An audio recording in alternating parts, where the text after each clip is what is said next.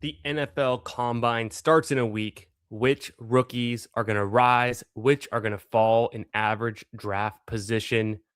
We're going to talk about that tonight. So make sure you stay tuned. We're talking rookies and we're going to be drafting the big board. It is Underdog's premier pre draft best ball tournament for the 2026 NFL season. Now, there's almost a quarter million entrants by the time this thing fills. It will fill before the NFL draft. And that's what we're getting ourselves into. It's a $10 entry with a chance to win up to $2 million in total prizes, 200K to first. It's a 20-second pick clock, and this thing goes for 20 rounds. I've already done quite a few, and we're going to rip some of these tonight on stream as well. So I'm going to tell you about my favorite best ball strategies, my 2026 rookie rankings, and my strategy for drafting those rookies. Because if you're not drafting rookies in these large field best ball tournaments, you might as well hang up the cleats. You're not going to win. Rookies have year over year been a winning strategy, but which ones and at what cost? So all of that and more tonight. I'm going to get into my favorite rookies, my favorite rookie strategy that is a evergreen strategy year to year and how we play it. So almost a quarter million people to fill this tournament. 80,000 have already entered, right? It's 36% filled and it's the end of February. If you're saying, hey, it's the end of February, this is a really early time to draft some fantasy football teams for the 2026 football season, you're not wrong, but you're also completely wrong because we've been drafting since the Super Bowl, since the end of since the middle of January, and the end of January and the beginning of February. So we've been here, we've been drafting, and I know the combine's coming up, so it's getting even more heated. We're on our way to the start of what we call hot best ball summer, and that's right after the NFL draft, and things start to really heat up. And for that, we'll be drafting in the flagship contest on Underdog called Best Ball Mania. This year's gonna be Best Ball Mania 7 and a $2 million grand prize up top. So even bigger than this one, and about 3 times as many entrants. So like I said, it's 20 draft rounds. There's 12 people in each draft. So it's a 12-man league, but it's not a managed league. I mean, you draft the team and then you're done. 20-second pick clock. And here's the breakdown. If you get first place in this thing, you're taking home $200,000. Even second place is taking home 6 figures, right? The final, like I said at the beginning of this thing, you have to go from a quarter million to just over 550 people in the final. So it's going to be tough to even make that final. To advance out of your original pod, you're going to have to be in the top 3 out of your 12 teams that you draft with. And then the pods regroup. So you'll get matched up randomly with 9 other entrants who also had advanced from the first round. The first round goes weeks 1 through 14 of the NFL season. And then it's a gauntlet style to the finish. So week 15 is the quarterfinals, week 16 for the semifinals. Both of those are 1 out of 10 advance. And you can make it to the finals. But that's where all of the money's at. And instead of competing against 12 or 10 people at a time, you're competing against over 500 people for these grand prizes. So in week 17 in that final, that's all that matters for winning these large field tournaments. That's also something to keep in mind. If you make the finals, you will return $500. And so, that's going to cover about 50 of your entries with a $10 entry. And it's a lot of fun. And the pick clock being 20 seconds puts the pressure on. There's also an option for an 8-hour pick clock if you want to do some slow drafts, is what they're called. And they're pretty fun to do too, because you can think through your picks. You can do a batch of slow drafts and have different draft positions. I think one of my favorite things about drafting volume for these best ball tournaments is that you get to have kind of a portfolio approach from, okay, this, for 2 of my teams, I drafted Bijan the 101. And then I've got 3 or 4 other teams where I have middle picks. Maybe you get some teams at the 11 or 12 spot. And there's different strategies and different dynamics at each part of the board, you could say. And there's also some strategies for just drafting throughout, draft capital allocation and especially into positional groups. So you want your quarterbacks to be good, but you don't want to spend up too much at quarterback. You want them to be too good. It's a single quarterback format. It's half PPR scoring, and you really want to make sure, because you're going to be starting 2 to 3 running backs per week, 3 to 4 wide receivers per week, right in the flex, and typically one tight end. Through 20 rounds, you'll see a lot of 3-7-7, 3 builds, 3 quarterbacks, 7 running backs and receivers, and then 3 tight ends, and kind of variations on that, plus or minus 1 across those skill position groups. So I jumped right into a draft. Let me pull up the big board that I just got into, and we'll see what draft position we're going to start off with tonight. You can see my slows here. I've got a few slows going, so we're jumping into this draft. I'm drafting out of the 8 spot, which I don't mind at all. I am pretty cool with all the different spots on the board. Shout out to Jalapeno Jenkins here in the 5 spot. What's up, brother? How we doing? Good to see you. There we go. So drafting out of the 8 spot, I've got like 2 or 3 players in mind that I typically will target in this range. And let's see if we can get into it. So if you're new to the channel, if you're watching this later, make sure you're subscribed. Make sure you hit the like and comment below and let me know which rookies you think are going to be rising or falling at the combine next week. Who are your sleepers? Who are your deep late round picks that I need to be thinking about, guys, to get on my radar? Let me know. After the video ends, I'm going to throw a comment in there and give you maybe 2 or 3 of my favorite late round rookies that I'm keeping an eye out for the combine. Shout out to everyone in the chat. We got my man, Jeff T. Good to see you, brother. Thanks for being here. We got Jamie. How's it going, my man? Yeah, could be $5 million for first this year in Best Ball Mania. Wouldn't that be insane? Yo, what's up, Hartman? My dog. Throwing out the blue Lambo. Which reminds me, if you become a premium member to the YouTube channel here, the Fantasy Football Garage, I'll give you access to my data models, my analytics. I share my Google Sheets with you that I've put together, and it's some good stuff. So I've got ADP tracking, positional rank changes, and I've got some of the prior year data that kind of plugs in things like percentile of snaps played and finishes, number of times a player had a, let's say, running back 1 finish or a top 12 running back finish. Also scoring thresholds that I've done some analysis around. So I share that with my channel members. I also have data and a data model for the Albatross, which is the PGA majors only best ball tournament on Underdog. So hit me up in the chat or on X at FFB Garage if you want to check out any of the data that I got going, or if you want to follow me. But yeah, make sure you're subscribed here. I've got a goal to hit 1,000 subs before the start of the NFL season. I think I can do it, but I need your help. Subscribing to the channel is completely free, but it supports the channel here. And then come get in the chat and say what up. And let me know what your current draft strategies are as we attack this big board. So I took Christian McCaffrey at the pick number 8. I'm always between him and Amon-Ra. So I'm targeting McCaffrey or Amon-Ra at the 8 spot. And if both of them are gone, I'd be looking for Jonathan Taylor. So that's how I'm playing it right now. Those are kind of my 3 favorite picks at the 8 spot. I want a stud fantasy pick in the first round like we all do. It's very similar to our redraft leagues, our snake drafts, redraft leagues. So I think McCaffrey, let's just take the player who literally had the most fantasy points in football last season and had the most touches of anyone. Now, when it comes back around here, I do like to kind of stay balanced, and especially since Derrick Henry's gone, who's one of my favorite picks in the second round, I typically go either Malik Neighbors or Drake London. I feel like I've been taking a lot of Neighbors lately, but I'm going to keep it rolling. I have a lot of faith in Malik Neighbors.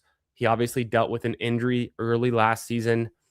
We know they've kind of found a guy in Jackson Dart, and I think their offense can be effective. I think, the 49ers with McCaffrey, I'm not worried about that offense at all.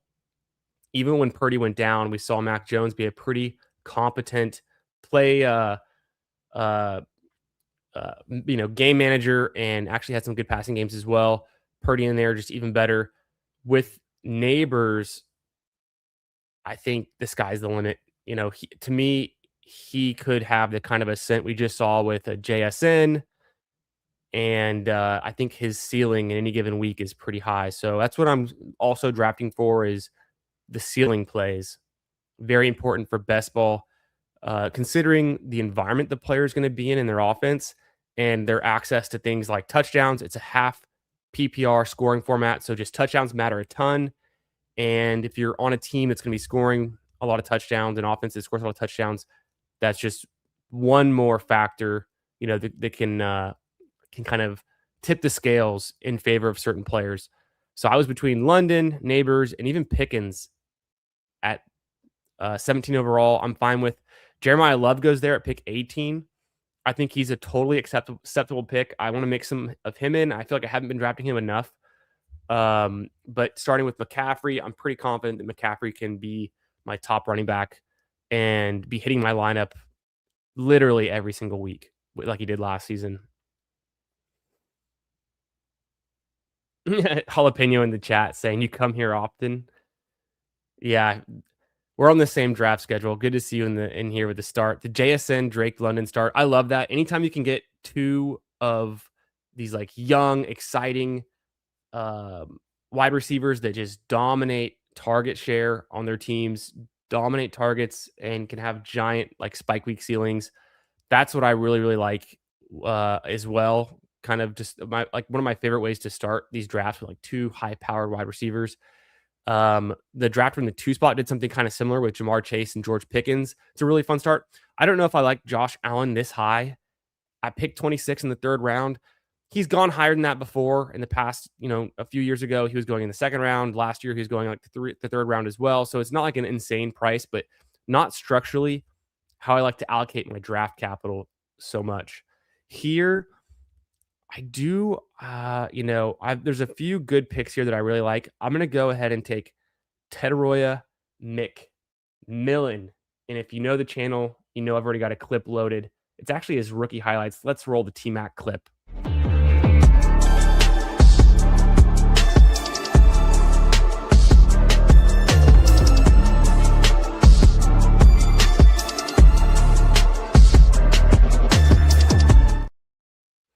Hell yeah. I mean, had a pretty good end to the year.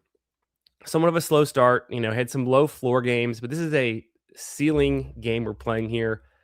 That's the strategy. We're going for ceiling outcomes. So T-Mac in the 3rd round, and can he just take another step forward? Maybe their offense is less reliant on the run game in 2026 and they air it out a bit more. So one of the things I'll do that I haven't mentioned so far, when I draft a guy like Tedroy McMillan, I've got to remember, okay, I've spent a 3rd round pick on a Panther, Carolina Panthers. So I want to be team stacking throughout this draft. I've also spent a 2nd round pick. That's a lot of draft capital on Malik Neighbors of the New York Giants. So the Giants, I want to be drafting some Giants in this draft, team stacking, drafting his teammates. If their team is doing very well, if their offense is generating a lot of points over expected, then he's not the only player who's going to benefit, but he should be, Neighbors, McMillan, both of those guys could be engines of their offenses. McCaffrey definitely is that guy. So far I've got 49ers, Giants, Carolina Panthers. Oh, Jameson Williams goes. I love the Lions offense. Goff just throws a ton of touchdowns every season. He's got like over 70 touchdowns the last 2 seasons combined. So I usually do look for JMO there. I'm going to go Devontae Adams. I'm still in on Devontae. What was it? 14 touchdowns last season, if I'm not mistaken. So give me a Ram. Now I've got another Ram. I have stacking partners. I could take potentially Purdy. We know McCaffrey caught 100 balls last season, so Purdy stacks up well with him. The quarterback to pass catcher connection. With Neighbors, I could go Dart. With T-Mac, I get a good option late for Bryce Young. And then Stafford kind of goes in a similar range, but before Purdy and after Dart. So Dart I would classify as kind of an earlier QB selection. Stafford and Purdy kind of right in the maybe middle rounds and a late round QB or a later round QB is going to be like Bryce Young, who typically can be pretty cheap and easy to stack up. So those are guys I'm going to be thinking of and aiming for as I build out this team. And I've started off with a 1-3 build, so going McCaffrey and then 3 straight wide receivers. It's pretty important still to get some really strong wide receivers uh, in this format because you know you're going to want guys that can fill out those 3 starting wide receiver team spots for you every week and have some good ceiling outcomes. Knowing that wide receiver can be pretty volatile in the scoring week to week, and the running backs can be kind of the higher floor, choices and ways. I do like to hammer running backs before it gets too late. There's a cutoff this year. There's a lot of uncertainty with the incoming rookie running back class, and there's a lot of guys who are moving around free agents like potentially Brees Hall, Kenneth Walker, Travis Etienne, to name a few. So coming up here, the best available picks for me, it's either Lamar Jackson. So it's pick 56, Lamar Jackson past ADP, or I could go RJ Harvey or Javonte Williams. I think I'm gonna go ahead and take Lamar Jackson. And I didn't think I would take him on this team, but I got a nice ADP value there. So he typically goes kind of at the end of the 4th round. I get him in the middle of the 5th round here. So just that value alone is going to make me take Lamar Jackson. And then I'm probably not going to end up getting Jackson Dart. We'll see. But to take 2 quarterbacks in the first 7 rounds and I'd probably have to get Dart, in the 7th or 8th round. It's a lot of draft capital at QB. I want to make sure I'm getting some running backs in this range. A guy like Swift, I was considering potentially over Lamar Jackson. I think Swift's a great pick in this range. I draft a ton of DeAndre Swift, and someone I would have considered. Yeah, Jamie called it out. He saw the Lamar pick. He knew it was coming. Yo, what's up, Chris? How we doing, my man? Good to see you. Hope you're well. Thanks for being here. And reminding everyone to like and subscribe. Appreciate that, Chris. My man, hope you're doing good. Chris, who do you think is going to be the QB for the Jets this year? I know we've talked about it in past streams, but what are you feeling? What are you hearing? We're getting ready for the combine. One of the things I was teasing at the beginning of the stream, are there any quarterbacks in this draft class, after Mendoza, you think the Jets could be going after?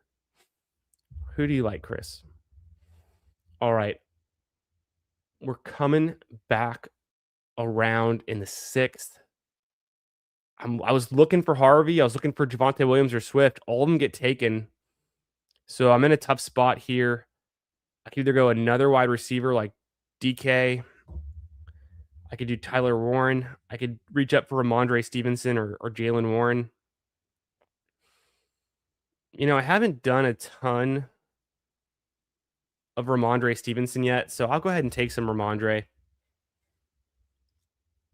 Being on the Patriots, I think it's a good enough offensive environment. He's going to be splitting work with Travion, of course, but I think both of them can have decent spike weeks. And so, in a best ball format where I don't have to decide who to start and who to sit each week, and I'm just benefiting from, touchdowns and spike weeks, I think Ramondre still, can pay off at pick 65. Tough spot, though. I really would have preferred Swift or Harvey or Javonte Williams. I'm slightly fading Judkins. I don't think the Browns are a great offensive environment, and he's coming off an injury, so he's a little bit of a steep price for me. All right, so now through my first 6 picks, I've got McCaffrey, I've got Malik Neighbors, Ted Roy McMillan, Devontae Adams, and then Lamar Jackson. So I'm paying up for elite QB. Ramondre Stevenson, my RB2. Typically, when I do wait this long to go RB2, I want to get right back to it and get like a third running back. And then if I've taken an elite QB like Lamar, who was the second QB taken in this draft, Josh Allen goes pick 26. I get Lamar at 56. It feels kind of like a nice arbitrage there. I probably want to wait on QB a little bit, but we'll see what kind of falls to me in my stacking partner. QBs for the wide receivers I already drafted. Also, when I take an elite QB like this, I typically will wait and not also grab an elite tight end. So I took Stevenson there over a guy like Tyler Warren, who would be kind of considered borderline elite tight end going in the 6th round. That's a lot of draft capital to give up. When there's other guys around him, you could get like a Jalen Warren and maybe even a DK Metcalf or Mike Evans, kind of a similar draft capital range. Jackson Dart goes, so I've missed out on my stack with Neighbors. I think that's okay though, because I kind of knew going into it when I took Lamar that I wasn't gonna have to force getting Dart here in the 7th round. Running back wise, it's not looking great. Monangai and Pollard are there. I think I could do Alec Pierce at pick 80. And I think that's what I'm going to do here. I'm going to go ahead and take Alec Pierce. He's fallen a bit. I think his price is getting more reasonable the further he's fallen. When the big board opened, his ADP was closer. I want to say 55 or 60. And that was a little bit much, but can be 1,000-yard receiver and a guy that can definitely have spike weeks. Has the deepest yards per catch of really any wide receiver in the league, and especially any wide receiver with more than 50 targets. So Alec Pierce, he was one of my most drafted players last year. He was going super late. He was going in, past pick I think past pick 170 at one point last year in Best Ball Mania. He was definitely going past pick 130 for almost the entire time. And so he's in a contract year, potentially a free agent. I think Indianapolis re-signs him and gives me one more out for a late QB if I were to take, Daniel Jones, who's coming off the injury, and I think he also stays in Indy. Darkside Dev, my guy, what's up, brother? He says Derek Carr or Geno Smith. I'd probably lean Geno Smith today just because we've seen him playing. But if Carr comes back, I would probably rank Carr ahead of him. And depending on landing spot and those kind of things. But that's a great question. What are you thinking, Darkside? Are you more of a Derek Carr guy? I've seen Derek Carr getting drafted, and I have not honestly seen that much Geno Smith drafted in this format. Okay, Kyle Monangai or Tony Pollard. Let me do something different. I usually go a lot of Swift, and I don't take a lot of Kyle Monangai. He had some nice games in the second half of the season, and I like the Bears. The Bears are a good offense to have a piece of. So, I feel like I just need guys I can piece together in my flex spot. I have McCaffrey kind of carrying the load at running back. So if I can piece together Stevenson and Monangai to give me some spike weeks and hit my lineups, I think that can work out. And then there's contingent upside with these guys too. If they, for some reason, take over more work in their backfield instead of being kind of more evenly split, or if there's, for any reason, Swift or Trayvon Henderson misses time with injury, they can step into a larger role like we've seen potentially them do. And yeah, being attached to good offenses helps. So I've taken some Pollard. I'm not afraid to go Pollard. Pollard has a higher, probably a higher touch ceiling than Monangai. But what's the offensive environment going to be like for the Tennessee Titans? It wasn't great last year. Pollard was decent down the stretch. And weeks 9 to 17, Pollard was usable. He had a game where he had more than 20 points. He had, I want to say, is there just one or maybe even, I think he had 2 games with more than 17 points, hitting some thresholds there. Low floor, but he had some ceiling games. And we're kind of getting into that range where you're just going for upside, right? So for me, the Monangai upside next to Pollard makes sense. At first, I was kind of opposed to it. I think Monangai was even going a little bit higher than this. But you see guys like Bashal Tutin, I feel like they're kind of standing on the fence with him. Either you love his price here because you think he's the top running back in Jacksonville in 2026, or you hate his price here because you think they re-sign ETN. And so that's kind of the decision for a guy like Tutin. Yeah, I'm feeling the magic on this one, Jeff. No doubt. Okay, coming back around, I was gonna go Purdy to stack him with my Christian McCaffrey. You guys knew I was setting that one up. Unfortunate he goes there. I do have some Devontae Adams, and this is another player I don't draft a lot, but I'm gonna take Blake Corum here. He started in, not much of a role last season, and then he started to split some of the work with Kyron, access to touchdowns in a high scoring Rams offense. Stafford had also gone, so I would have taken Stafford or Purdy to stack up with my Devontae Adams on this team or my Christian McCaffrey. They don't make it back to me. That's okay. I actually feel pretty good that I took Lamar Jackson now. Lamar Jackson, got to remember to think about his stacking partners later on. If you know who I'm talking about, these later Baltimore Ravens that go. There's two in my mind that I really like that I could get pretty cheaply and in positions that I need. But through the first 9 picks, I have a 1-4-4 build, pretty balanced. Lamar Jackson, McCaffrey, Ramondre Stevenson, Kyle Monangai. I then took Blake Corum with my last pick. My wide receivers, Malik Neighbors, Tedaroy McMillan, Devontae Adams, and Alec Pierce. So I've got some guys who can get open deep with some touchdown upside in my receiver room. I like that. It feels dangerous. Quarterback wise, I'm going to push it because I don't really have any quarterbacks in this range that I love or I want to stack up. I just took 2 running backs, and 3 out of my last 4 picks are running backs. So maybe do I pivot to tight end?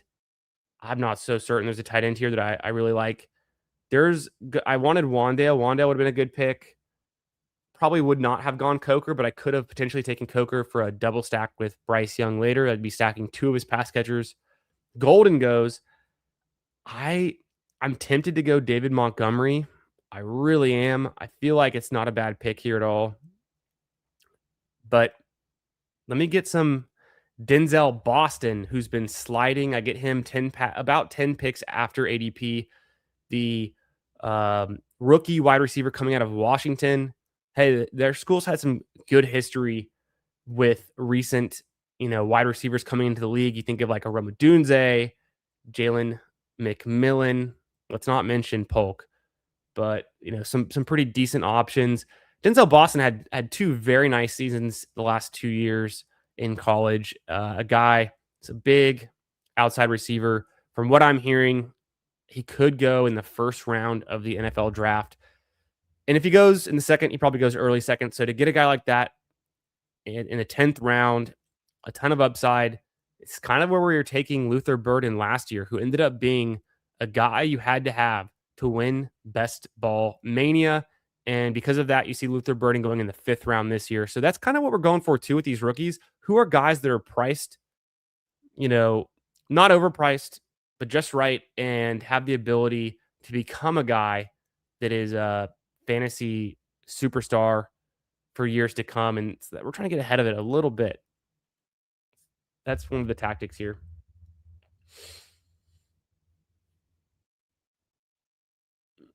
Oh, Darkside says Derek Carr or Geno Smith for the Jets' next quarterback.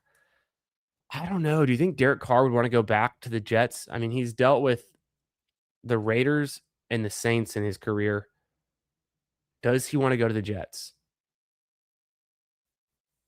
I feel like Geno to the Jets makes a lot of sense, except for he has the whole bad blood with them from, being drafted there, and then they benched him and got rid of him. So I can't see Geno reunion in New York really working out.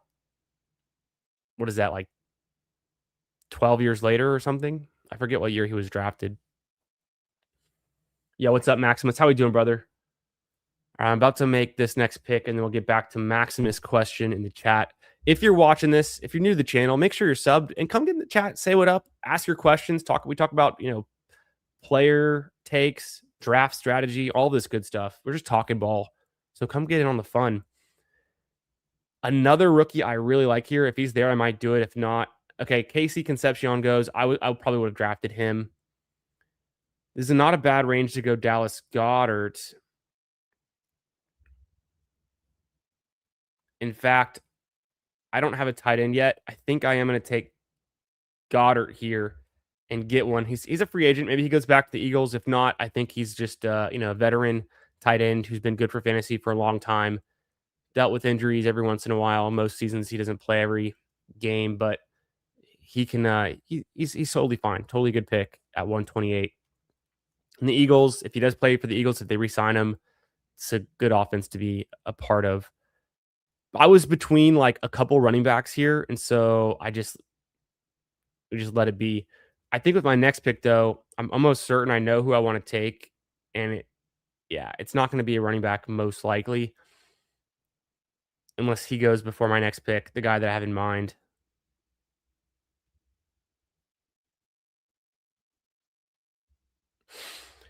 Let's see. Jonah Coleman, the running back from Washington. Kenneth Gainwell is one of my favorite clicks this year. I mean, he caught 73 passes last year with the Steelers. I know he's a free agent, but I think he could be a nice addition to a lot of teams who are looking for running back help in free agency this year. So I like Gainwell a ton. Dobbins, I'm okay with. He doesn't have a great ceiling, but he's got a decent floor, and in this range, that accounts for something. Kyler Murray goes 132, Malik Willis 136.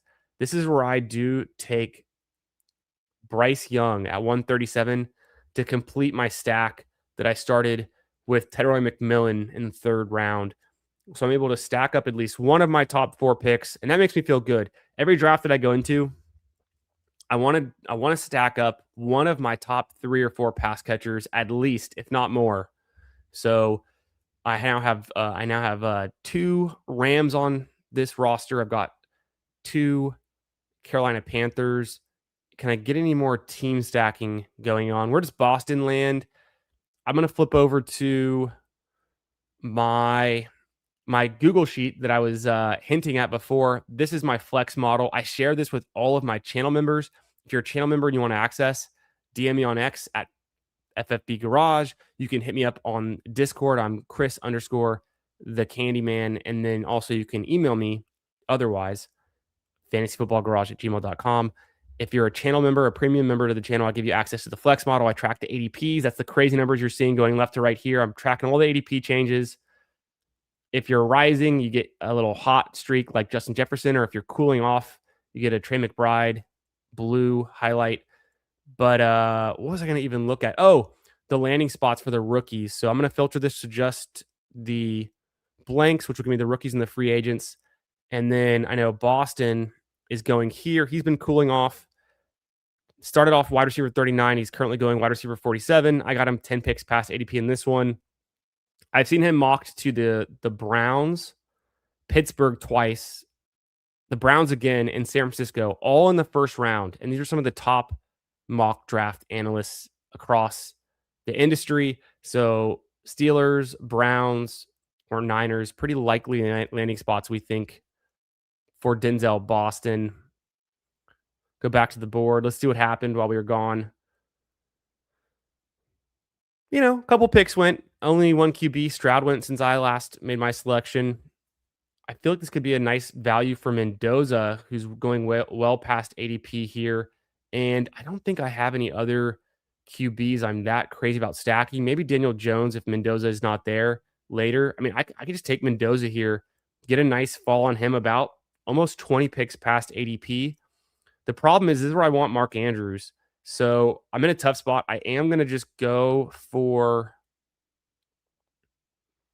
Mark Andrews here because I'm doubling down on the bet that I've already made with Lamar Jackson. If I have Lamar Jackson, doesn't it feel just so much better to also stack him up with Mark Andrews? Because I couldn't get Zay Flowers.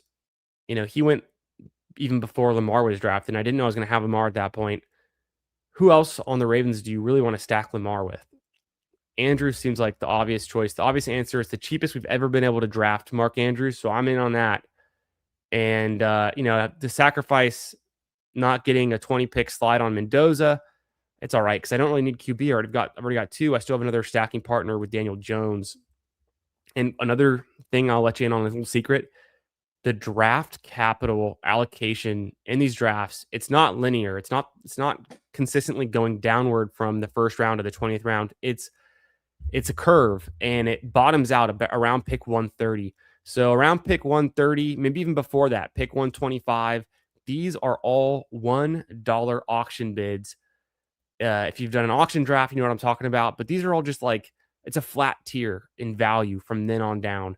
So the value that Mendoza gives when you get him 20 picks past ADP is similar to the value you'd get when you get maybe Monin guy 5 or 8, picks past ADP. It's actually that close.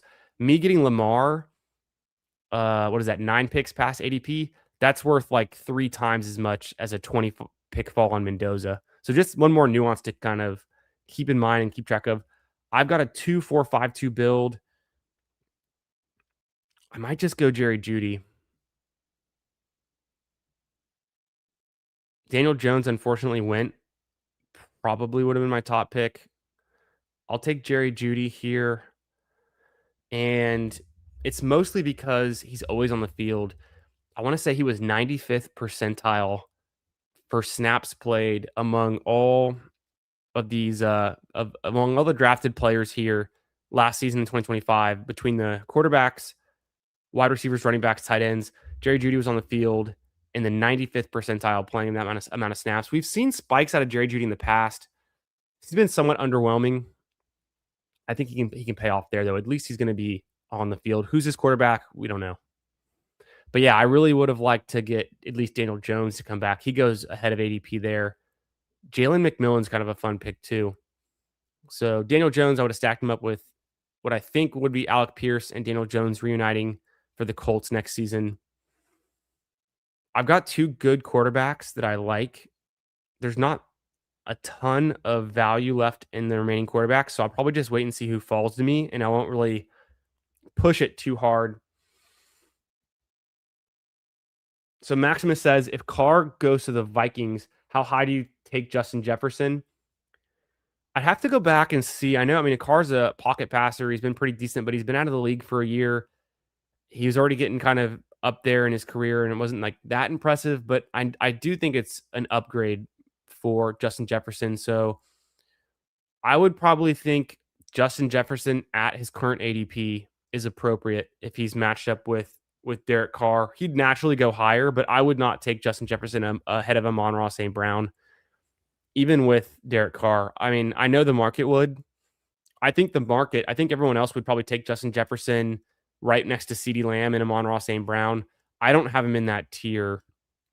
I think he's a tier down from them. I like Malik Neighbors ahead of Justin Jefferson going forward. I like Pickens and Drake London ahead of him. I like a lot of players ahead of Justin Jefferson, given his current quarterback is JJ McCarthy. But if it was Derek Carr, I think it would improve a little bit for me, but like not enough to like not a ton, honestly. Not so much. It should though. It should be better.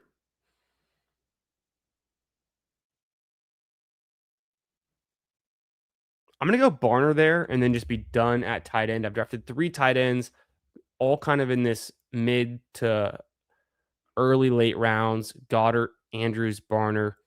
I like tight ends that are inline tight ends that can block, that can be on the field for every down, play action pass, get open in the end zone. They're in when the teams are close in the red zone, running the ball in or faking it, and then they're going to pop out for a little end zone fade like Barner did in the Super Bowl. So those are the archetype of tight ends I like to draft. A guy like Likely doesn't do it for me. He's more of a pass catcher first, hybrid, wide receiver type. Those guys are really hard to predict, and they can have really, really low floors on their scoring. And it's only the best of them that are even like worth drafting, I think. Like Kyle Pitts. And people love to hate Kyle Pitts year in and year out. Going in the 16th round, I have a 2-4-6-3 build, which means I have 2 QBs, 4 running backs, 6 wide receivers, 3 tight ends. I'm done with my tight ends. I'm not going to draft anymore. I probably do want to go running back here. I was considering going Sean Tucker. I feel like this is an area where I can sprinkle in a rookie running back pick, maybe with some upside. So I'll go Katron Allen here I pick 185. And if he does nothing, it doesn't burn me at all. This is no draft capital really spent. He's my running back 5. So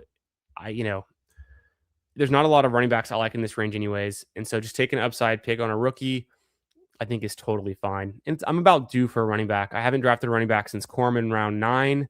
So a little overdue. Could make an argument that I should have gone with a running back instead of Jerry Judy there, but I don't like a lot of the guys that went after my pick anyways. Some of these wide receivers that are available I still do like, but I'm cool with the Katron Allen pick.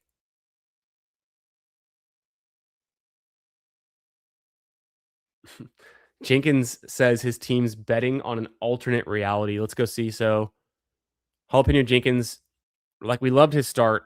3 straight wide receivers, JSN London and AJ Brown. Scattaboo needing to be healthy, but I like him. Waddle, Evans. I mean, that's a ton of wide receivers early. Very strong. How does he play catch up at running back? He gets Dart. That's fun. Darnold for the stack with JSN. Dowdle, I don't mind. Tracy, I don't mind. Bill, we like Bill here. I'm worried they're going to replace him with a free agent or draft someone, but he's fast. He's electric. He can have a big home run play. So that's always a good thing at pick 140. Juwan Johnson, don't hate that. Penix, did you get London? Yeah, so the double stack, I love the double stack you have with Penix in London, or the 2 stacks you have with him, and then JSN and Darnold. And then you're playing catch up at running backs. You've been hammering it. Guys like free agents like Rashad White, and then maybe Dylan Sampson takes over a bigger role. We liked Dylan Sampson when he was coming into the league last year. He's playing a lot behind Quinshon Judkins. Flashed some potential. Quinshon got hurt late in the season, so does Sampson open up the season with a bigger role? That could be exciting. Yeah, I like your team. I like your team, Jalapeno Jenkins. It's looking good.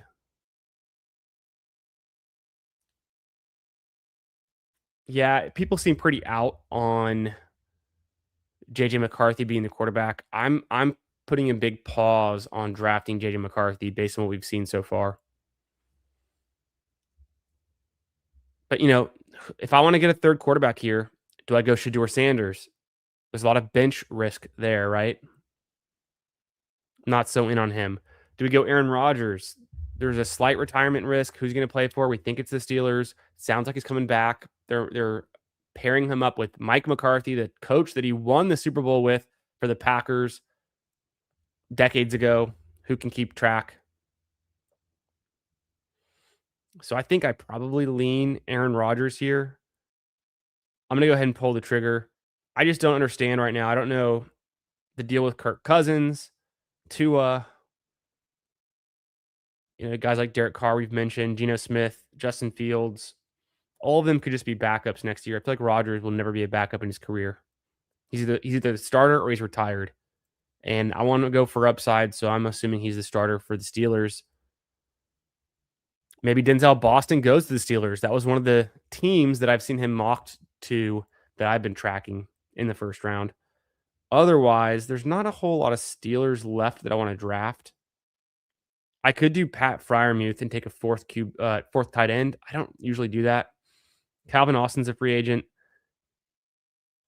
Caleb Johnson still exists, but I think potentially Aaron Rodgers and the rest of the team just really didn't like that guy in their offense. So I'm not going to put a lot of faith behind that. I could either use a running back or a wide receiver at this point, and I think I know who I want.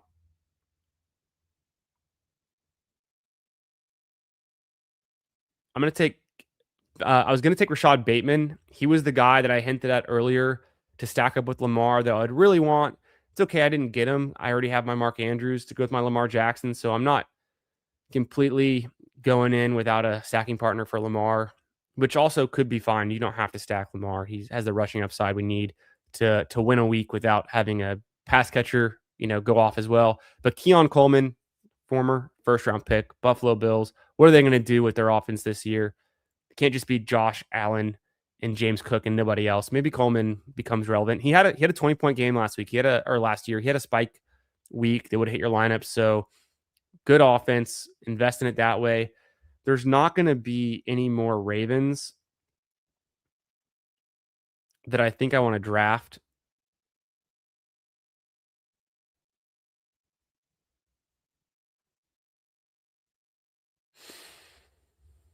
No, probably not. Probably not worth drafting Justice Hill. He had that one big play last year, but other than that, Justice Hill was not doing too much besides being on the field, but not really getting a whole lot of fantasy points. So I don't know. I've thought about putting Justin Fields with Lamar Jackson. It's not the worst pick in a 20 round draft, but I don't know how I feel about that.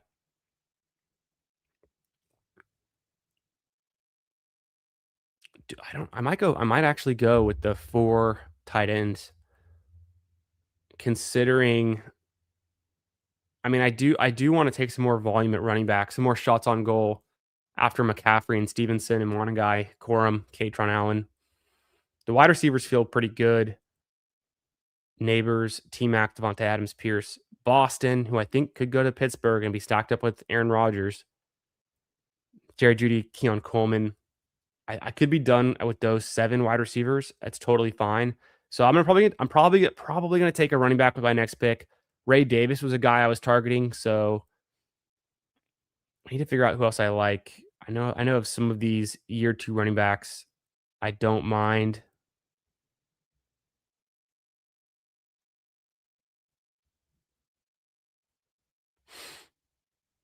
that I could take, and then I might go with a fourth tight end. I've heard that I've heard that Johnny Smith is a big cut candidate. So for me here, going Fryermuth to stack up with Rodgers actually makes some sense. Tight ends can hit your flex as well. So I think there's some value there in completing the stack with Rodgers and getting another valuable piece. Fryermuth is a decent fantasy tight end, especially in best ball when you don't have to decide when you want to start him. He's had some touchdown upside. I think he's had a season with, was it 7 or 8 touchdowns that he had? I'm pulling it up now. Yeah, 7 touchdown season 2 years ago and 5 years ago. So he's had some decent touchdown scoring ability. Devin Neal's a name I don't mind clicking in rounds 19 and 20. I do think Jeremiah Love goes to the Saints. I don't think they're going to let him pass them up. Maybe he goes to the Commanders before the Saints, but if he goes to the Saints, Devin Neal can still have a role, but not going to be a huge role. At the same time, I think he's got some game. I'll take Ollie Gordon. Achan was splitting some of the work between Wright and Gordon towards the end of last season. I think Gordon, we could see some more of him easily. And that makes sense on this team to go with a sixth running back in an 18 round draft like Best Ball Mania. I I would have been fine without the fourth tight end or even the sixth running back and done like a 3-5-7-2 build. So that's the team. I'm gonna pop over to, let's see who gets drafted last. Let's see the last couple picks come in. If you have any questions in the chat or any comments on the rookies, the NFL Combine next week, let me know. I'll catch up with y'all in the chat. And then we'll see who these last picks are coming in. Yeah, Aaron Rodgers is very old, but he's still pretty good. He can still sling it a little bit. Doesn't really feel like there's a clear winner in this lobby. It's a tough room. It's a good room. I really like your team, Jalapeno. Yeah, set the mood loose. Definitely. Yeah, it's funny how long Fryermuth has been like a fantasy relevant piece. I remember in my home league, we were drafting him, 5 years ago to be a top 6, 7, 8, kind of definitely top 10 starting tight end caliber player. And he's, a bit up and down since then. Wow, Christian Kirk goes in the last round. Claiborne, Najee Harris, Blue, Besh, Bond, Jeremy Bernard. I took Ollie Gordon. I like Tez Johnson. I see Tez Johnson getting drafted. Some people have been hyping him up. The sixth spot loves the tight ends. Wow, look at Jeff calling this out. I didn't notice it until now. The 6 spot goes a 2-5-8-5 build. I've never seen 5 tight ends drafted. I thought I was drafting the most tight ends with 4, and I rarely draft 4 tight ends, but he didn't wanna be upstaged. He had to set the record straight. Het 711 goes Jonathan Taylor, Barkley, and Irving. Personally, I don't love that start. It can work, but it's a little bit too much draft capital at running back. And if you're going to do that, you really have to be careful and get lucky for your other position groups. Let's see how he pulled it off, though. Also, the draft in the 7th spot did Genty, Love, Hall, something very similar. And they both took 2 wide receivers right after that. So they are making up some ground. But if Garrett Wilson, and we don't know his quarterback on the Jets, and I don't hate Garrett Wilson either, but I like him better as a wide receiver 2 than wide receiver 1. And then Lemon, I do like, but I like him better as your wide receiver 3 or 4 rather than his wide receiver 2.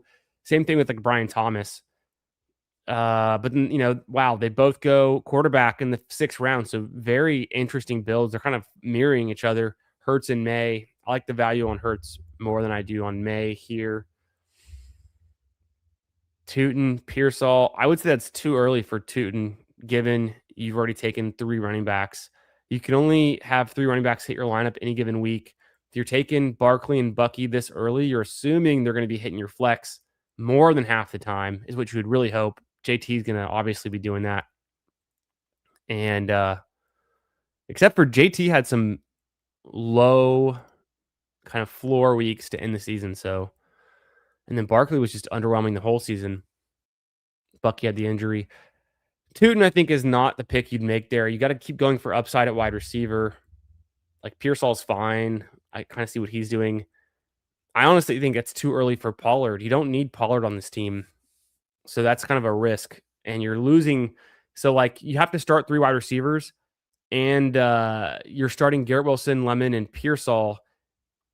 One of those guys is going to have a floor week, and you have to start someone after that. So the allocation of draft capital here is a little bit wrong, in my opinion, based on my research, what I've seen over the years playing, doing large field tournament best ball for my 4th season, doing it in high volume. Just from what I've seen, research I've read, you want to spread out your draft capital a little bit better than that. So you're not, because if Pollard has a great week, he might not even hit your lineup if you've already got Genty, Love, and Hall hitting your lineup, or 2 of those guys. And, so you really need more coverage on the wide receivers early, because I don't hate the picks later. Like Concepcion and Dobbs, I think, are both fine as depth pieces at wide receiver, but you can't rely on them to be hitting your lineup too much. Maybe Casey surprises to the upside. I've seen him getting mocked to being drafted in the 1st round a good amount too. So there's something there. Definitely don't need Charbonnet on this team at all. And then I think getting into like Jonathan Brooks in later is where I would have started taking my 4th running backs on the teams that started with 3 straight running backs. The way they played wide receiver here, though, is pretty good. But now he feels like he's really far behind at tight end. And hence, he took 5 straight tight ends. And Njoku, Ferguson, Parkinson. I would never advise taking a tight end on the same team as another tight end you're drafting. You're kind of cannibalizing your upside there. So, and guaranteeing having the same buy. Otten, I don't think, is a good pick in fantasy. I'll leave it at that. Okonkwo is totally fine. So, interesting. I mean, maybe he timed out. Maybe he queued them and forgot. I would have taken one of Ferguson or Parkinson and called it a day. And personally, I would have taken anyone else over Otten, like even Freiermuth or Stowers. He probably should have taken, how many quarterbacks did he have? 2. Hurts and Mayfield could get it done. I honestly don't feel too bad about that. Interesting, though. And then the drafter next to him does decide to go with more of a 3-5-10-2 build. So 10 wide receivers. I don't think you need 10 wide receivers. That's way too many wide receivers with low draft capital. You could have stopped at Flournoy or even Cup with 7 or 8. You get the 9 and the 10 with Tez and Bernard. I think that's where you would have taken another tight end, given you have Henry and Kittle. Kittle should miss some time, or maybe not, but he's coming off a major injury. They could have the same bye week. It just sets you back a little bit in this room. I like that they're both stacked, though. That's a nice, connection there. But I would have just personally thought that you could use a third tight end instead of a 10th wide receiver. And then I don't mind getting a sixth running back if you're spending nothing on him, but maybe he really didn't like the running backs in this range. So who knows? Interesting stuff, though. Yeah, what's up, Andrew? How we doing, brother? Good to see you. And you guys know Andrew. He's been on the channel here. We drafted some best ball teams last summer. I'm looking forward to doing some more drafts with him. He's been putting out some fire dynasty content. If you're not subscribed to the League FFB on YouTube, go check it out. Let me put you on something. Let me put you on to Andrew Mott and what he's been doing over there. Killing it in the dynasty game. Great guy. He loves to get in the best ball streets too. So I know we'll have him on the channel at some point soon. We'll get that set up. Good to see you, man. Yeah. So Andrew says his ceiling comp for KC Concepcion is Zay Flowers, but likely somewhere in the Jaden Reed range is realistic. Okay, that's interesting. Yeah, no, that makes sense. I got to watch a little bit of KC.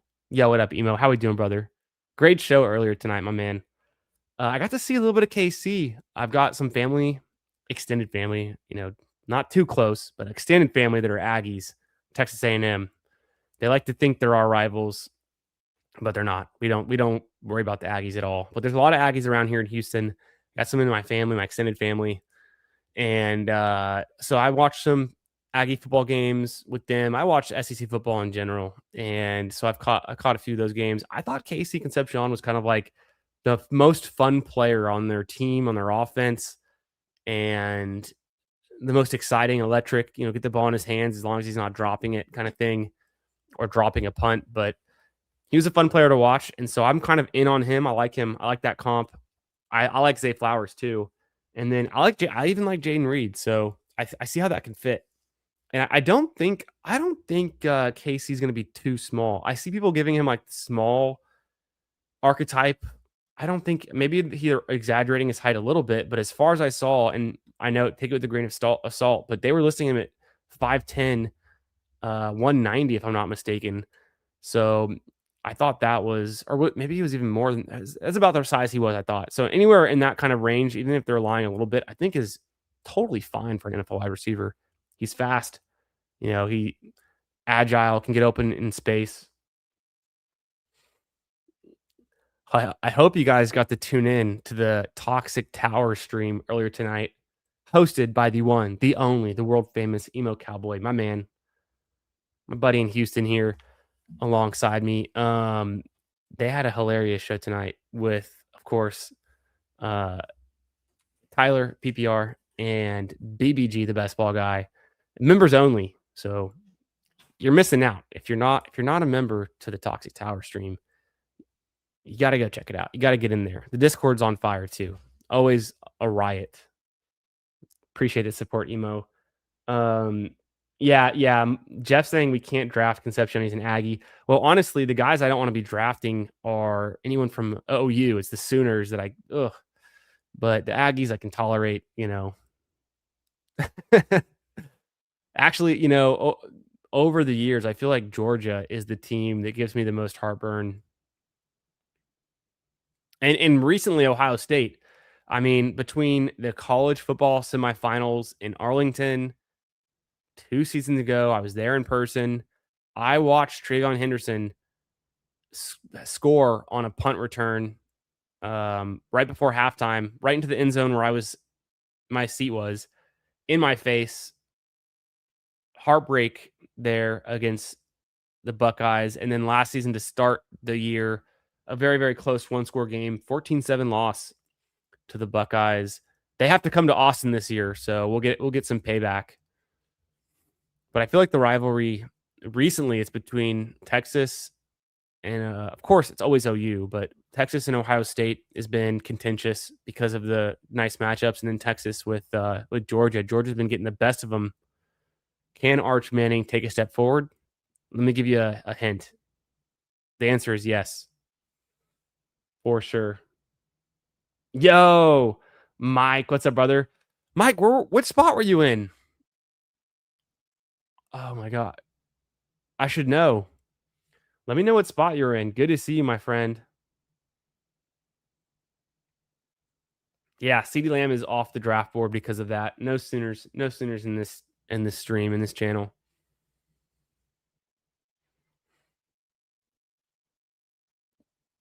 10. Yeah. A 10 spot. I was just highlighting that. I recognize the name. The Kermit W. I recognized it now that I see it. I mean, I saw a bunch of badges in this room. I knew there'd be somebody, but I did. Every summer we come back around. It's like gotta remember everyone's YouTube name, Twitter name, Underdog name, Discord name. It's a lot to keep track of. But hell yeah, brother!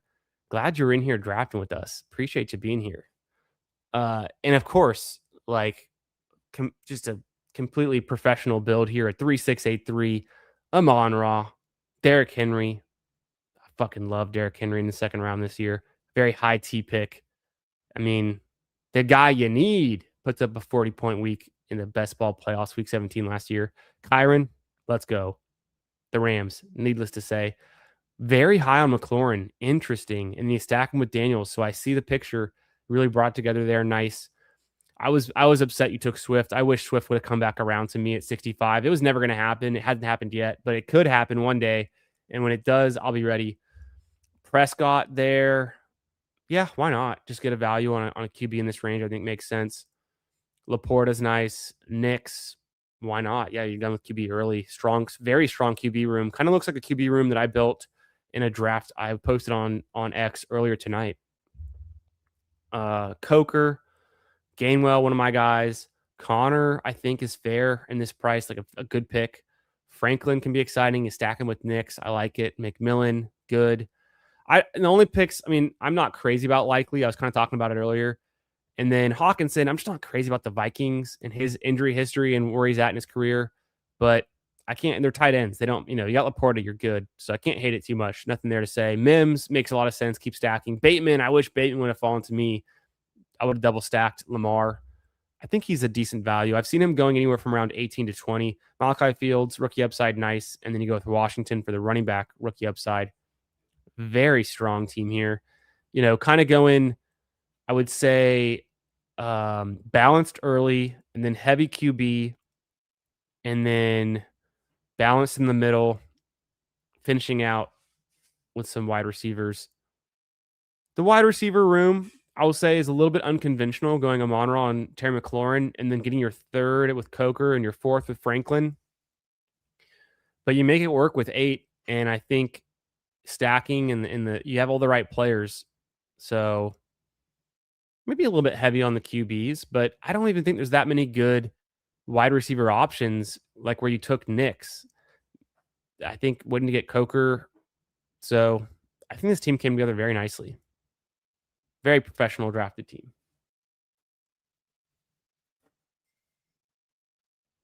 Oh, Mott says, did we draft the single entry Texas wedge for the Genesis? I actually didn't this week. I did a few of the Underdog Opens. I did a few of the par threes, some of the $5. But I saw the single entry wedge. Was it this week? There was also one that was like winner take all that I saw. Was that this format this week for the wedge, or was it the normal wedge? There was one that was, I think it was a $5 winner take all. Maybe it was that one, but I didn't do it. I chickened out. And then I've done a few albatrosses this week, so I've been staying in those streets as well. Did a stream last night with Jeff T, actually, who's in the chat, our guy, and we talked all about player takes, not only for the Genesis but for the majors only PGA best ball. So I do PGA best ball streams every Wednesday night, and I've actually been thinking about potentially moving that to Tuesday, just to give it more time to breathe before tee off Thursday morning. So let me know if you guys in the chat have any thoughts on that. Do you think the PGA show works well Wednesday night, late, like 8 to 9 or 10 hours before tee off, and most of that's kind of in the middle of the night? Or do you think the show would do even better on Tuesdays and letting it breathe for 24 hours? I've been thinking about that lately. I could move the PGA weekly show to Tuesdays and do exactly the same thing, but just gives the show more time to breathe, more potential viewers to come in, people who are interested in prepping for the weekly tournament and slates, but also it's kind of like half focused on the albatross, which is just evergreen content anyways. So I'm okay with it being on Wednesdays. It could be a Tuesday thing. I've been thinking about it. Andrew, let me know. Obviously, you drafted one, right? Then I'm interested to know who are your player takes this week. We drafted Lucas Glover in one of our underdog opens. We'll see if it works out. Hey, appreciate you, my man. Oh, hell yeah. Yeah, Emo, I'm going out to Oporto soon. I don't know if we've reserved it yet, but for like a business dinner, I suggested Oporto and other people were like, "Okay, let's do it." So it's going to be sometime early March. I don't know if we've made the reservation yet. We reached out and our party was too large and they didn't want to accommodate it that far ahead early, which I thought was weird, but only 8 people. But yeah, definitely got to get some grub soon, my man. I like Hawkinson as a buy low. He'll be higher news of a QB change. This is probably true. I also wonder though, is like he just kind of a little bit beat up. Wasn't a great draft. I liked your draft. I think it's different, but it's not wrong. You did get kind of hamstrung on wide receiver a little bit, but I like the way your team ended up.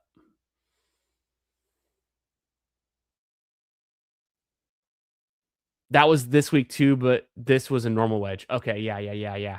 Yeah. I'd back that Tuesday move to let it breathe from a content perspective. I think that I'm glad you said that because I've started to think about it and I'm open on Tuesdays, so like I don't see why not. I think it would just help a little bit. Yeah, most of the golf content does get out early in the week. I'm always surprised when, and the thought leader in the space, of course, Pat Mayo, the Mayo Media Network, he's putting out his preview for the next week's tournament before the current tournament is even finished. So the dude is just a content machine. Yeah, I think that's true, Jeff. By late Wednesday night, there's a portion of people who've already gone to bed, who've already set their lineups, and they're just not going to be able to see it before they start their day and the tournament tees off the next day. So I think maybe I'll do that. Maybe I'll plan it for next week to be on Tuesday. We'll feel it out and then decide if we want to make it a permanent move. But I think there's no downside to doing it. All upside. Yeah, Andrew says his team for the wedge was Jason Day. I like that pick. I think it's a good fit for this tournament. Wyndham Clark, you never know. Clark can go streaky. Hovland, we always like him. He was kind of funny at Pebble Beach last week. I hope he straightened himself out. You saw like the social media post of him wearing floaties around his biceps, working on his swing, and then he got his golf ball stuck in a tree and he was throwing his umbrella at it, and then the umbrella got stuck in the tree in one of the fairways at Pebble Beach. Fitzpatrick, love it. Ludwig, Oberg, man, Tommy Fleetwood. I did use Fleetwood for one of my one and done picks. And Ludwig, man, we got to get off Ludwig. We did draft Ludwig on a team. I've been trying to avoid him. He's just not in the right spot right now. I don't know what's going wrong with him, but something's up and he's just got to figure it out. So, but Ludwig does have the best PR team in all of golf because he still goes in like the second round of the Albatross. He still goes in like the third round or second round of every weekly tournament. We know he has the potential, but I feel like there's something about him that's just so attractive from like a fantasy perspective. He seems to get a lot of love. And I like Ludwig, Reckham Tech. And we've seen how good he can be at Augusta. So we know he has potential, but I don't know. I don't know what's gonna have to take. I love that we're doing a little golf segue in the middle of our football here. I hope you guys don't mind. Scotty Scheffler currently in dead last place. The slow starts are something. Yeah, is he actually in dead last? I didn't catch up with the leaderboard. I know they suspended play for the rain, then they came back on. They suspended play for the darkness. Is he really in dead last? He's not actually in dead last, is he? I know Spawn was in dead last. Spawn was actually in dead last. But Scotty, he'll come around on Friday. We don't have a worry in the world. Jamie says, "Do you think if Rory wins this week, maybe Scotty missed the cut and Rory stays hot, he can flip Scotty in the Albatross?" No, but it's a fun thought. I don't think he will, but that's a fun thought, and it'd be a huge overreaction if you're lucky enough to get Scotty at the 102. So I've had 2 Albatross drafts where I've gotten Scotty at the 102.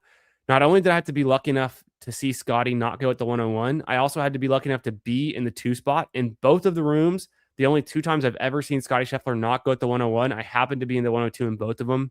So when I back in January, I had one of them and I was bragging about it on stream, and then it happened like the very next day again. I couldn't believe it. Yeah, hoping for Ludwig to figure it out. Yeah, exactly. Yeah, and so he won Genesis last year. And the funny part about that is we were talking about this last night when Oberg won at the Genesis last year, they were playing at Torrey Pines in San Diego because of the wildfires, the Palisades. So the last person to win at Riviera was Hideki. So my one and done picks this week, I did Fleetwood, I did Hideki, and then I think I did Cantlay. Pretty sure I did Cantlay on my other one. Fun drafts. I'm glad you guys were in on this room. What do you say we jump back into another draft? I'm going to do a little board this time because I do want to fire off some little boards. And it's the exact same thing. Let me just preview it real quick. Fake out. Less than 200,000 people, $3 entry, $500,000 in prizes, 100K to first. It's a 20 max, and it's 2 out of 12 this time, and only a 315 final. So it's smaller in some ways. It's different in some ways. I've done a few of them. I'm going to enter this one now. If you want to come draft, let's do it. Also, let's hit the let's hit this. Made it back to the weekend. Drafting the NFL draft basketball little board. And yeah, I'm pumped for the combine next week. Figuring out all these rookies, who's gonna rise, who's gonna fall.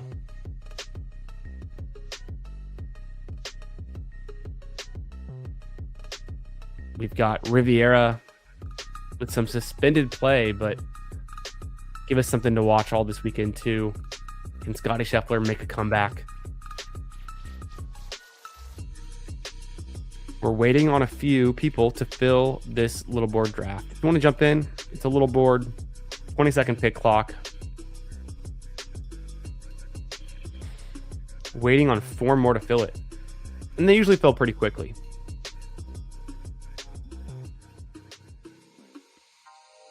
Oh, yeah. Little board, big heart. And that's the motto for tonight. Hope you guys are having a great week. Getting ready to kick ass on Friday. Having some fun this weekend. I have no idea what I'm doing this weekend. Weather permitting, I'm gonna go to the range. So Memorial Park is my home course right now. I don't have a country club membership. Memorial Park is a public course in Houston. It's the largest park in Houston. It's where I play my softball league games out in the park. They got softball field. They have it all. But that's where the Texas Children's Houston Open is coming up about a month from today. It'll be the Houston Open. And I'm going to go this year. I don't know what day I'm going to go yet. I haven't bought tickets yet. Last year, I got a nice little ticket package. Went with my dad on Friday. It rained the whole time. It was fine. It was good. We had good seats, good views in the stands and things. But I didn't think that their hospitality was that great. So I'm going to just go general admission this year. Tough it out a little bit. I think it's a better value. But that's where I practice. And they're redoing the driving range right now. I haven't checked back in. It's supposed to be done soon. They're returfing the driving range landing areas and doing some irrigation and drainage updates. And so I haven't been able to hit at the range there since January 1st, but I go putt and chip, endlessly.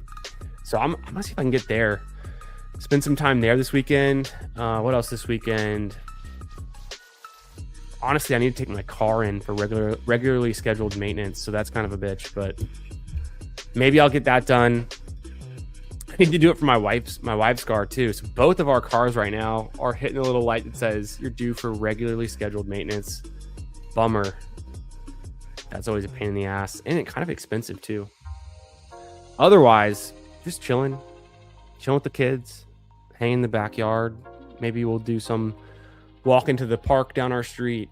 Might go to the gym a couple times if I'm lucky enough to get some time to do that. or just my home gym, but I'd like to go to my gym this weekend. I've been trying to go this week after work.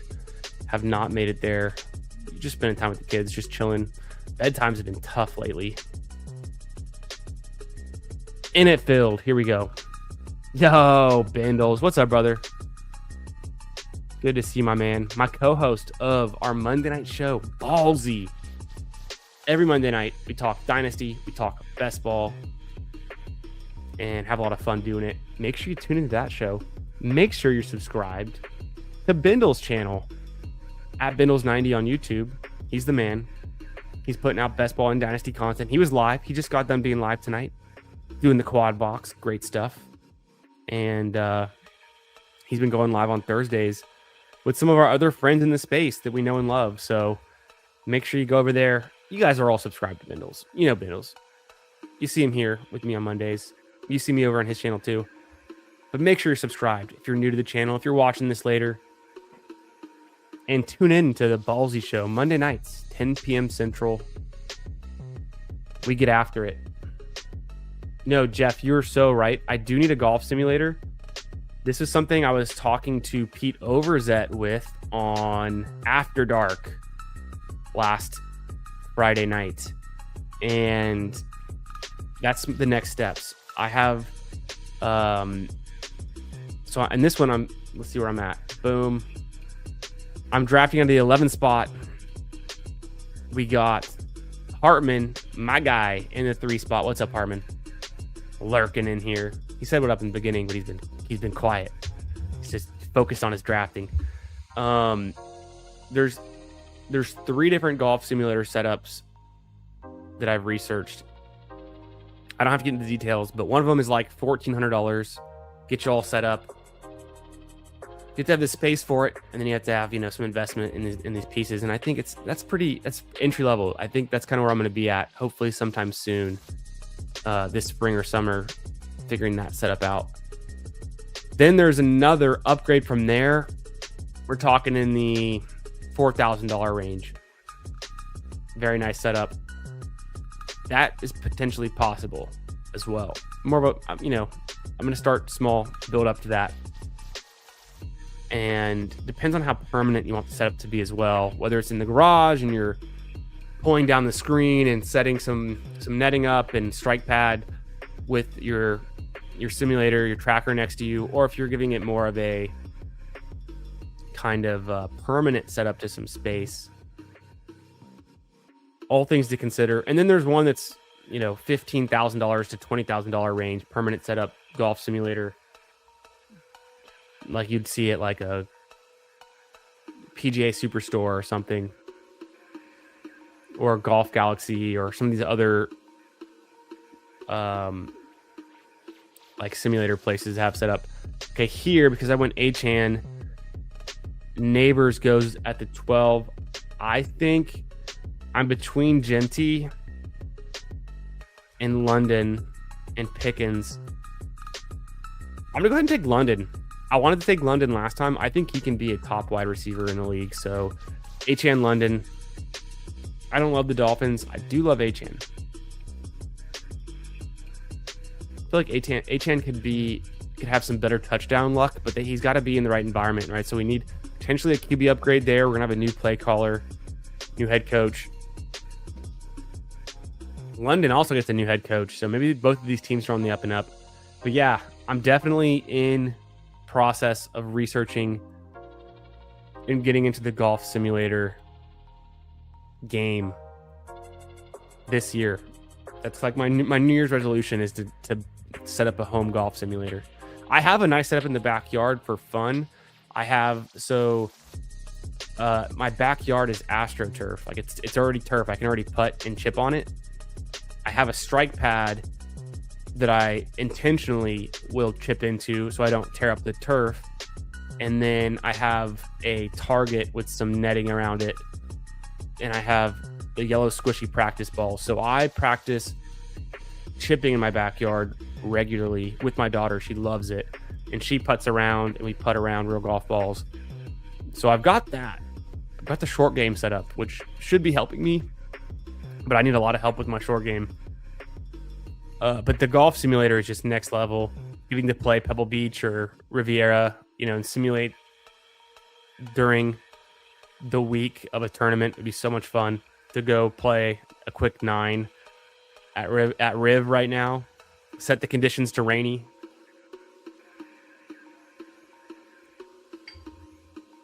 Yes, Hartman does. It's very true. Yeah, what's up, Hulk Smash Potatoes? How you doing, brother? Good to see you. Hope you're doing well. Happy Friday.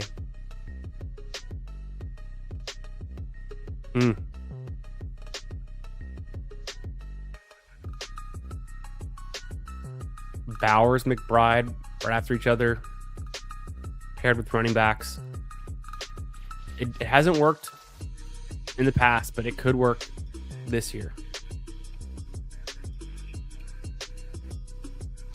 I don't mind it. Hartman feeling the high tee. Gibbs, Love, Hall. Incredible. We got to keep an eye on him, see how he lands this one.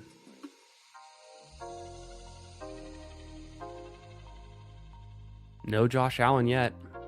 I think Chase Brown in the second round is a really good pick too. Derrick Henry and Chase Brown are like my two favorite running back picks. Obviously Genty sometimes goes in the first, but like after him, I probably like Derrick Henry and Chase Brown as much as Hampton or more. I need to come around a little bit more on Hampton. I was not impressed last season so much. Things can change. It's a good environment. You can get better. The injury was a bummer.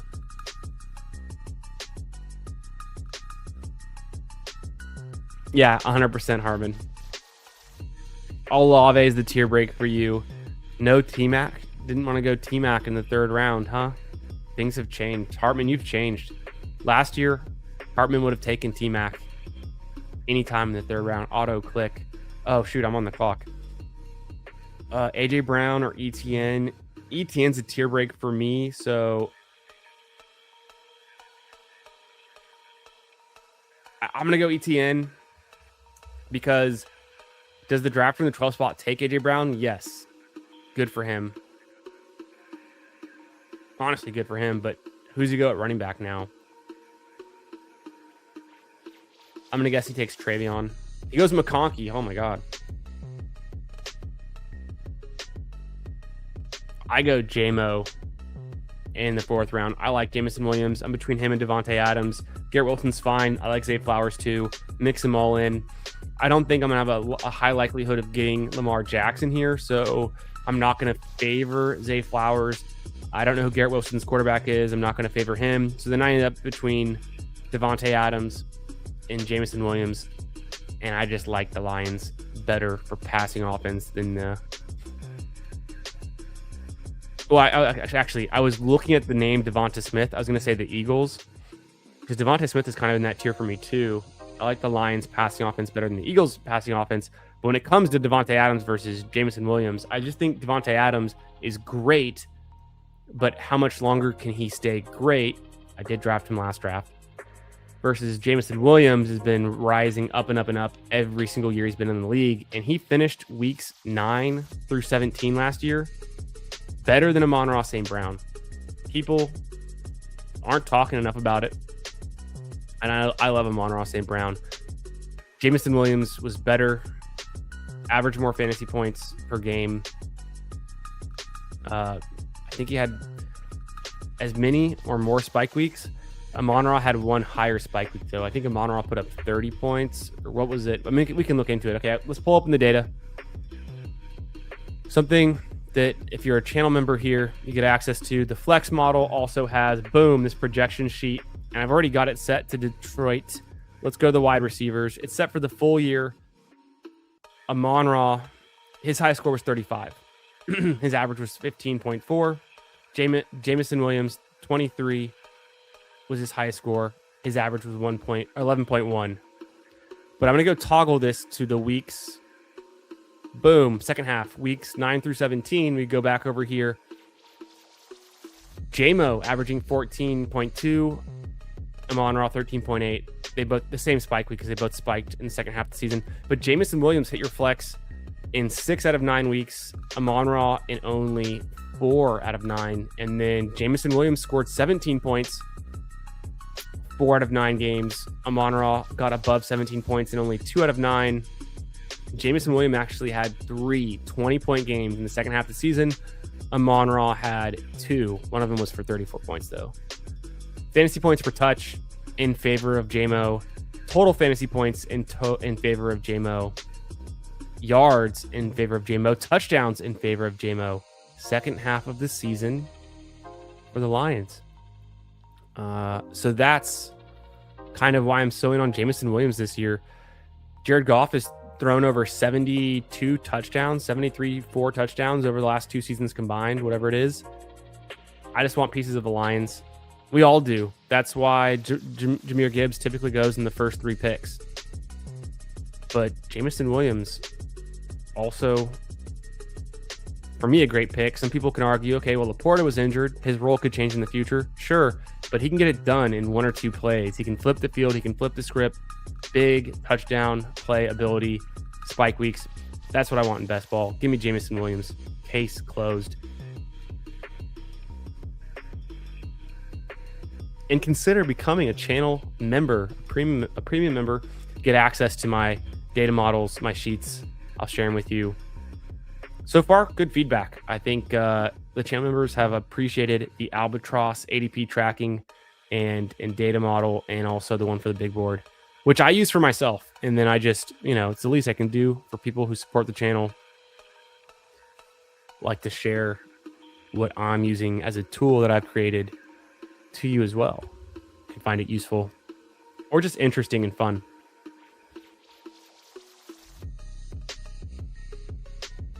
Okay, I'm on the clock.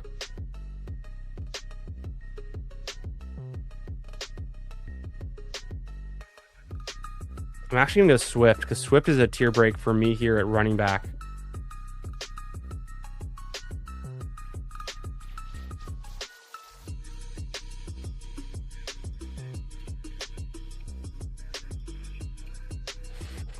And then wide receiver,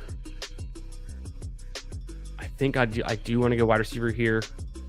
I could take Jordan Tyson or Brian Thomas. Honestly, I think I'm going to go... I'm going to go Tyson. I'm getting a slight ADP fall on him. It's not great. It's not incredible. It's a little bit of an ADP fall. Tyson's not my favorite rookie wide receiver, but I want to sprinkle him in. I almost went Brian Thomas. I was thinking about it. Potential team stack with ETN. I do think ETN re-signs in Jacksonville, but maybe he doesn't. Maybe he goes to the Texans. Maybe he goes to the Chiefs. So I went in favor of getting the rookie past ADP, then going with Brian Thomas, looking for a bounce back.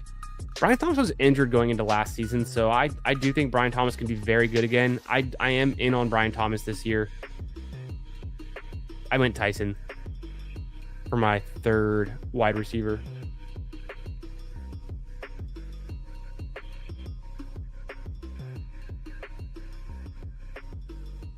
I've started off this little board draft with a 3-3 build.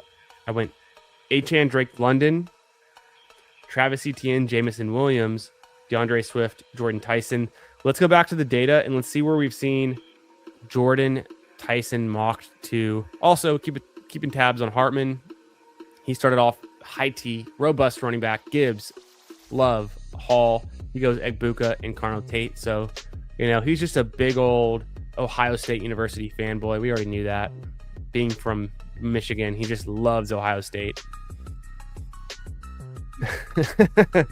Jane Daniels, nice. Pick 70, Jane Daniels feels good. Okay, let's go look at the landing spots that I've seen mocked for Jordan Tyson, who's been falling. He was originally wide receiver 22 when this thing opened. Now he's positional rank wide receiver 30. So another thing I track in my flex model. I've seen him mocked to the Rams. I don't know if I see that happening. I've seen him going to Washington. That's possible. Minnesota. I would hate that. New York Giants, very possible. Pittsburgh Steelers, I think that's also possible. So kind of all over the place. No real consensus so far for where Jordan Tyson might go. I got to do a little bit more research on Tyson. To me, he seems like the most likely to potentially bust. But compared to Tate and Lemon, I think that's reflected in the ADP a little bit. I think the price on Boston later is just a little bit more manageable for me than paying up here for Tyson. But like I said, I don't want to have zero Tyson. I'll sprinkle him in. It's just a very risky bet. It's a big swing, either a strikeout or a home run. It's kind of the point, though, when you're building teams in best ball like this.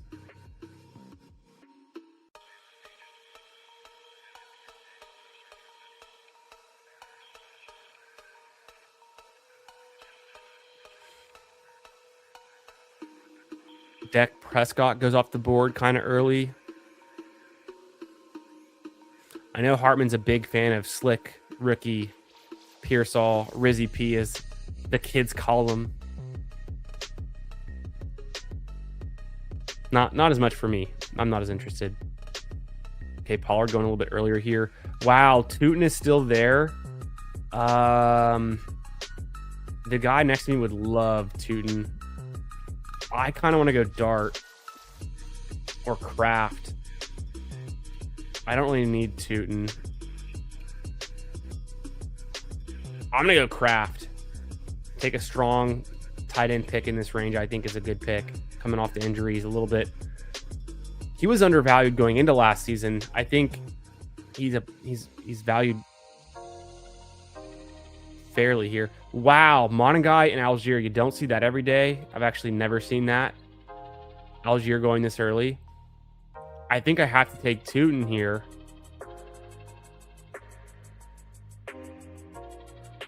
This is the only time I've drafted Tootin that I can even remember this season because of his current extremely expensive price.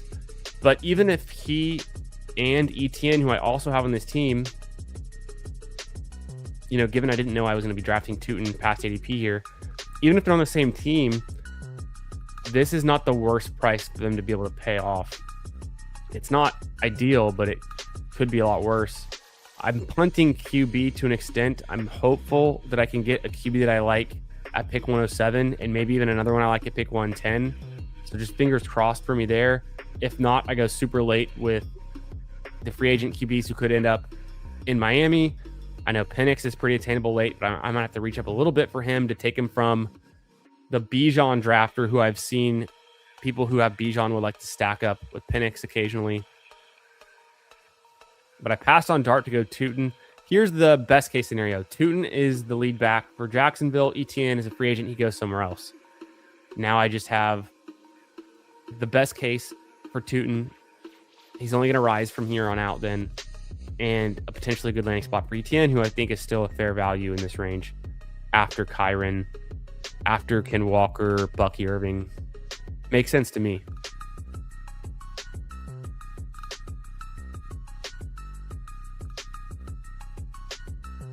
Let's see what's going on over here. Kyle Pitts, Sam Laporta. I'm not going to be in on Pitts this year. I've never been really big in on Pitts. He's a free agent. Does Atlanta bring him back? I'm not sure. For my sake of the team I drafted, I kind of hope he doesn't come back to Atlanta. Just more targets for London and maybe a more traditional tight end role for whoever the next tight end is there. Maybe Jonnu gets cut, is a cut candidate for the Steelers. He goes back to Atlanta. He had some success there in the past. A long time ago.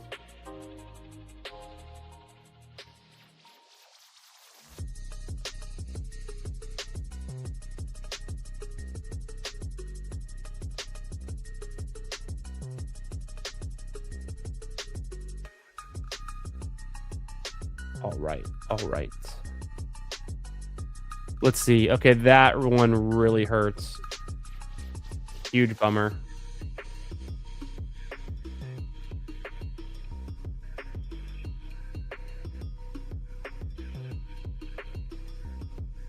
I really wanted to go Jordan Love with my recently selected Tucker Kraft. So big bummer. Oh, well, what are you going to do? Got to move on. I have 4 running backs, 3 receivers, 1 tight end. I don't have any QBs, though.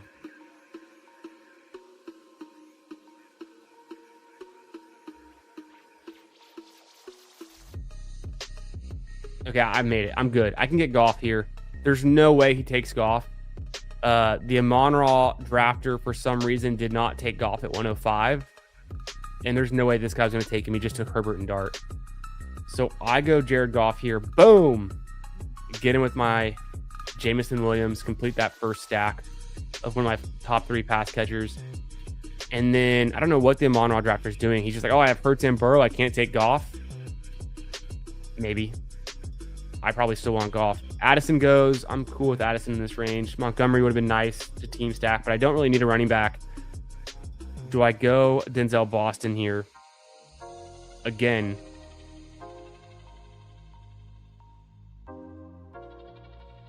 I'm going to do it. I'm going to take Denzel Boston. I think he's a decent value, a good chance of going in the first round of the NFL draft. We'll see what's going on. I'm pretty sure he was a combine invite. So, I mean, all these guys were, I'm pretty sure. I think he'll be there. We'll get to see something next week, potentially. I know I drafted him in the last draft, too. I was considering going Juwan Jennings there or Jaden Reed. Jaden Reed would have given me a team stack with the Packers, which would be nice. So I did consider it.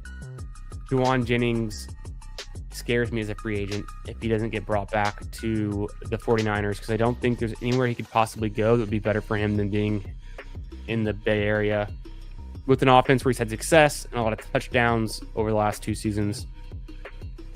And before that, not a whole lot for him. So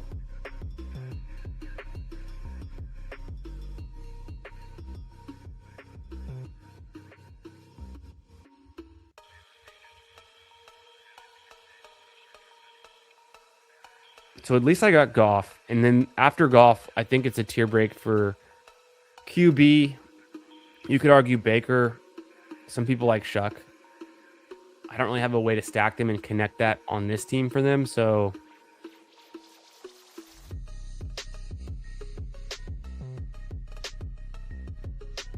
going a different direction. Gonna have to go late QB.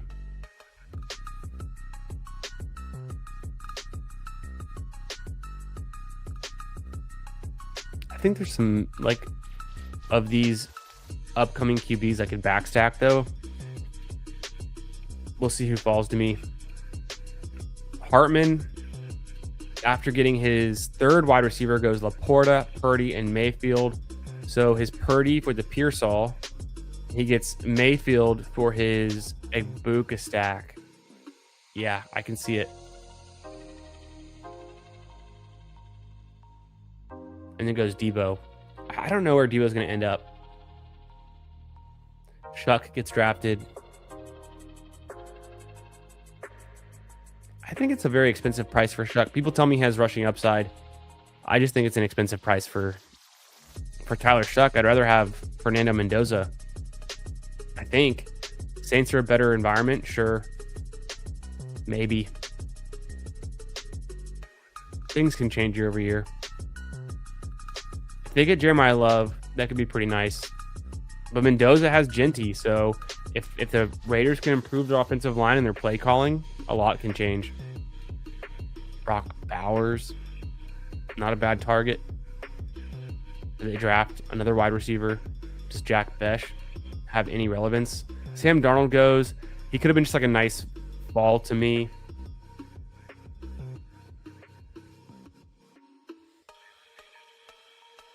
Yeah, Jennings in the 130 says Hulk Smash Potatoes was good, but now he's hearing he's not likely staying in San Francisco, so cool it off on taking Juwan Jennings. I 100% agree with that take. Stroud 129, pretty, aggressive. I might have to get aggressive on QBs here. Dang, this is the worst team for me. I'm finally getting access to Casey Concepcion, and I already have 2 other rookie wide receivers already on this squad, so it's just not a good fit. I don't want to have 3 rookie wide receivers and have really, really low floors and just a ton of risk. I mean, I could do it, but I feel like I shouldn't.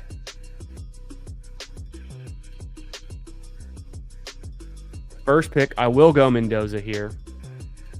The guy to my right doesn't have a QB. He still doesn't have one. He took a running back. He goes Dobbins. He goes Malik Willis, his first QB. I might go Kyler here. Either him or Jaden Higgins. I think I go Kyler.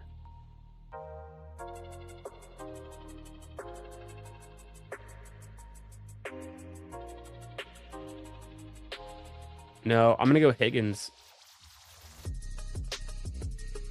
Because now that I have Goff stacked up, I have Mendoza. I kind of want to push and see if I can get Michael Penix to go with my London. I was scrolling through and thinking about it. That's the last player that I really want to stack up. I would need Kyler to be in Miami, which is possible, I guess, to make it work with Achane and override how bad I'd want to stack up Penix in London. So that's kind of the move I made there. Through my first 12 picks, I have a 2-4-5-1 build in this little board draft. Devin Achane, Drake London, seems fine. Travis Etienne, maybe he's a Texan, maybe he's a Chief or a Cowboy even. Jameson Williams, DeAndre Swift. So a very balanced start. And then Jordan Tyson, Tucker Kraft. I couldn't get Love to come back around. I got a slight fall on Tootin. So that's why I'm saying maybe Etienne doesn't stay in Jacksonville. Would be the best case scenario for this team potentially. Jared Goff for my Jameson Williams stack. Denzel Boston. I feel like he's a good value, but I'm taking a lot of rookies on this one if I go Boston and Tyson and Mendoza. I think it's fine, but I probably want to chill on the rookies. This is why I didn't take Casey Concepcion, who I do like a lot, but I'd already kind of like used up all my rookies that I want. I don't want to be too exposed to the rookies. It just really lowers the floor. You got to get the one. You got to take a few and get them right, not just take them all at once. Jaden Higgins, though, could have a nice year too and become a more meaningful piece of his offense. He's got some touchdown upside. Texans can get better offensive line play, start scoring some more points. I was between Higgins and Brenton Strange. Strange would have given me more team stacking into Jacksonville, and I really considered it. I think he's a good tight end pick in this range. I've come around a lot on that pick. Knowing that I had Kraft so early, though, I feel like I needed to go wide receiver.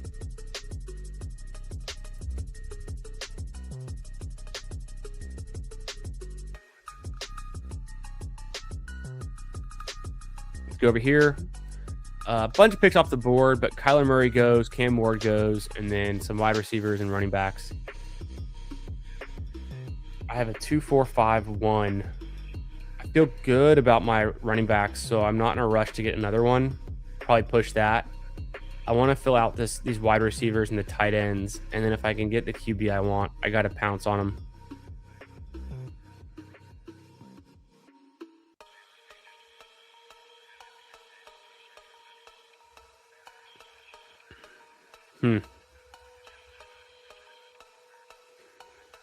I think Kenyon Sadiq should be falling. He's one of the fallers in my ADP tracking. I just don't know if he's a true inline blocking tight end, and so I'm not really sure what his ceiling is as a rookie tight end in the landing spots. He seems like a consensus first-round pick. He also seems like he's being drafted for like his pass catching abilities. I need to do a little bit more research into him, but I'm kind of cooling on Sadiq, not really clicking him so much. I mean, you could get Mark Andrews after him. I don't see how Sadiq's a good value. Yo, what's up, Steve? How we doing, brother? Yo, what's up, Kriyoth? Nick, good to see you guys. Hope you had a great stream, Steve. Steve and Meg with Fanspeak were live earlier tonight and earlier today. Always good to see Steve in the chat. Thanks for being here, brother. Let's make this pick real quick. I got to do Penix. Boom, because he's the next quarterback by ADP. The guy to my right needs a quarterback, so I got to get my Penix stacked with my Drake London, make that pick real quick. And then it comes back around. I feel like I see, then he goes McCarthy, which maybe that's for his Jefferson, maybe whatever.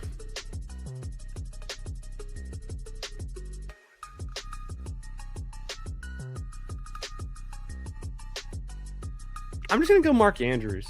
Doesn't really connect to any other way in my team, but I was talking him up. I drafted him last draft too. I just think it's a good spot to get him. So give me Mark Andrews at 158.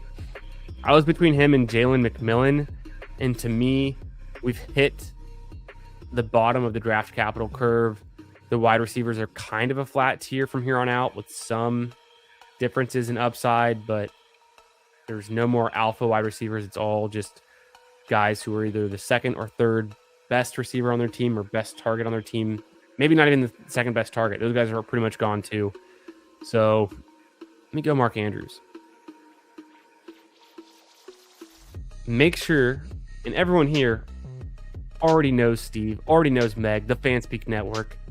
You guys were watching last year as I took home this bad boy right here. The fantasy trophy, the champion of Best Ball Jeopardy on the Fanspeak Network. I always have this right here, but my wife moves it when she does her work from home Zoom calls and stuff. I always forget to put it back there though. I guess she's embarrassed to have a football trophy in the background when she's doing professional work calls from our home office, but I have no idea why she would be. But yeah, you guys, for some crazy reason, if you're new here, if you're not already subscribed to Fanspeak, go check out Steve and Meg at the Fanspeak YouTube channel on all the socials. Subscribe to their Substack. I'm a subscriber to their Substack. I get all the best ball articles, rankings, and more. I'm a big fan, so check it out. Steve and Meg, great people. Big fans of their work.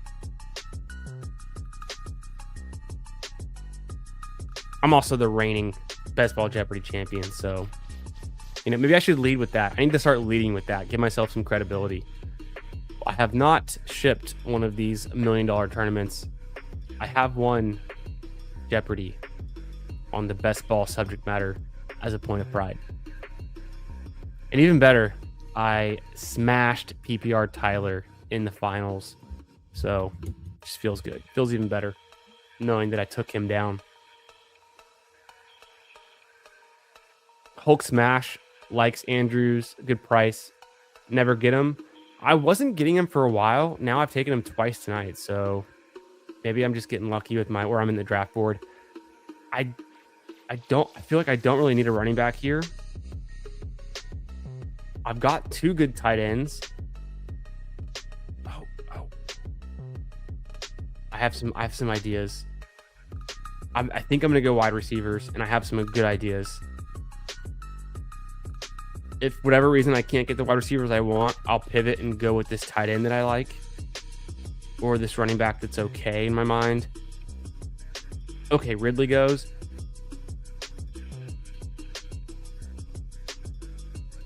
I'm going to go trade Tucker for my Mendoza stack, and then let's see what happens here.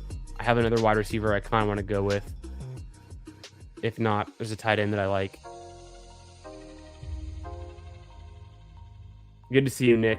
Oh, Kriyoff. Sorry, I missed your question. Oh, perfect. Okay, well, I wanted Theo Johnson. I think Theo Johnson's a good pick in this range. Njoku also goes. Oh, shit. I'm on the clock. Boom, Isaac Tesla for my stack with Goff and JMO. Why not? I'm not saying I want Amon-Ra to miss any time or get injured or anything. Let me just get a guy who's paired up with my first quarterback, Jared Goff, who had 6 touchdown receptions last season on like something insane, like less than 20 receptions. But Tesla's fun. Highlight reel waiting to happen. So I go Tesla there. Tucker, just 2 more stacked players. I now have 7 receivers. I'm feeling pretty good about them. Drake London, Jamison Williams, stacked. Both of them. So I have Penix too. Jordan Tyson, Denzel Boston, Jaden Higgins, Trey Tucker, Isaac Tesla. I mean, Tucker, I don't expect him to have another 40-point fantasy game, but he did it last season, and that was pretty useful. He just really wasn't useful the rest of the season. I have Tucker Kraft and Mark Andrews as tight end. That feels good. Running backs, Achane, Etienne, Swift, Bashal Tootin. Time to circle back to running back. I might hammer some more of these year 2 guys. Somebody's going to be the backup running back to Bijan, and it could be a really good role to have. Let's dive into the data real quick on Atlanta's historical running back production. So this is my Google Sheet. I share this with all my channel members. They can request access to it. It's my data models. I track ADP trends, positional rankings. You can do fun things like this. Boom. The second half of last season alone, Algier got 83 touches. And that's going to be vacated. He's a free agent. He also had 4 touchdowns. He had a nice little spike week with 17, almost 18 points. So, and on a full season basis, let's go hit the toggle over here. Come back to the projection. Full season basis, I mean, there's 150 touches vacated, 8 touchdowns up for grabs. Atlanta ran the ball 500, or not ran the ball, but they gave their running backs almost 500 touches last season. So somebody is going to end up in Atlanta getting some work behind Bijan. I don't know who it's going to be, but if I can figure that out, I might be able to do like a late team stack with Penix in London.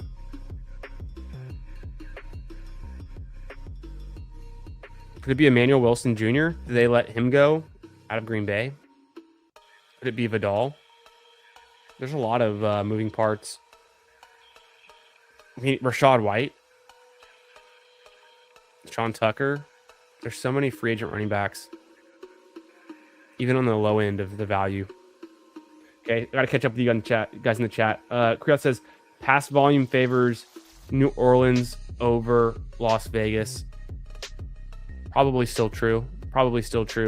If they get Jeremiah Love, things could change a little bit, but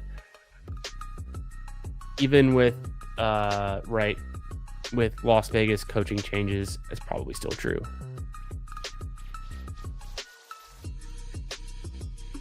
Oh, the rookie point about, get some rookies, hope that they are the ones you need, but don't just overdo it on the rookies, is kind of what I was saying earlier with that point that Nick was highlighting. Nick, a very, very sharp drafter. And always some wisdom there in the chat. Okay, I'm going to go. I need running back at the 17th round. This guy's been rising. I don't feel bad taking him here. I'm going to go Emmanuel Wilson. Maybe he's the backup to Bijan in 2026. Stranger things have happened. Should I go Ray Davis now?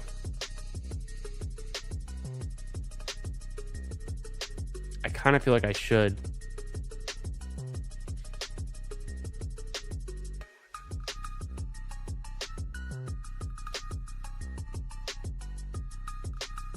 Yeah, I went Ray Davis. I was trying to think of what tight end I could take, and I just didn't see any names that really popped off the page.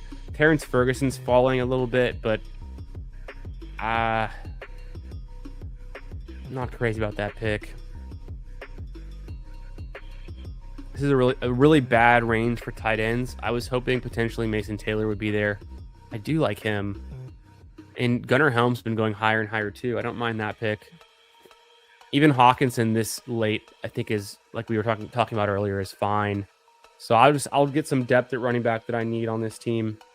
Ray Davis, at least he's on a good offense, so that's helpful. My build through my first 18 rounds, 3, 6, 7, 2, Goff, Mendoza, Penix are the QBs. Etienne, Swift, Tootin, Emmanuel Wilson, Ray Davis I just drafted. I took a big break, kind of like a barbell running back approach. I took 3 in the first 5 rounds. Then I had 4 through 8 rounds. And now I have 6, back to back in these last 2. I don't know if I'll stop at 6. Probably go 7. We'll see. I could be done at 6. I feel pretty good about those 6. Maybe take a rookie for some upside. Maybe just be done. I probably do almost certainly get the 3rd tight end.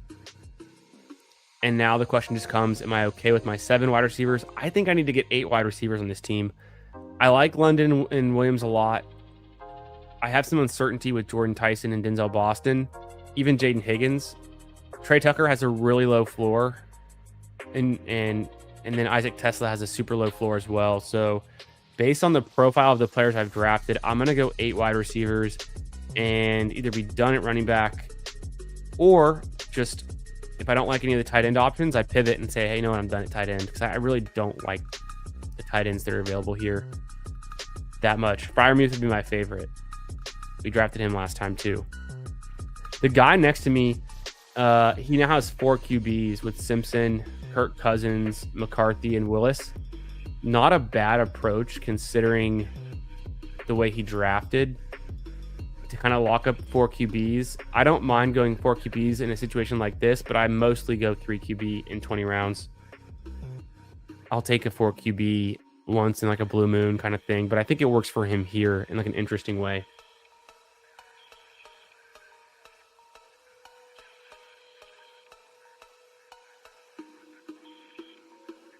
Yeah, Kriyoth, reminder she's married to a winner. Yeah, that's exactly what wives like to hear, right?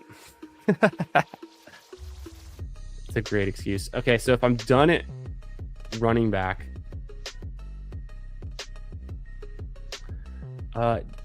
Mooney's gone. Bummer. I was looking him up.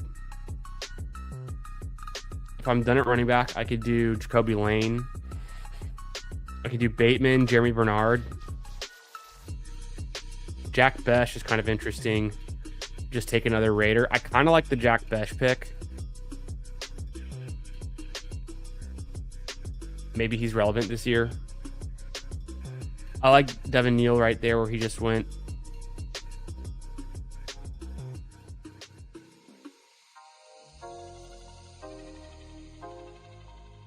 I took Jack Besh. I at least have him stacked up. I don't know what his role is going to be in this offense. Maybe it gets better. They drafted him in the 2nd round last year. He's a Raider. 2.682. So now it comes down to, I think I am done at wide receiver. I could go Freiermuth, and I think I will.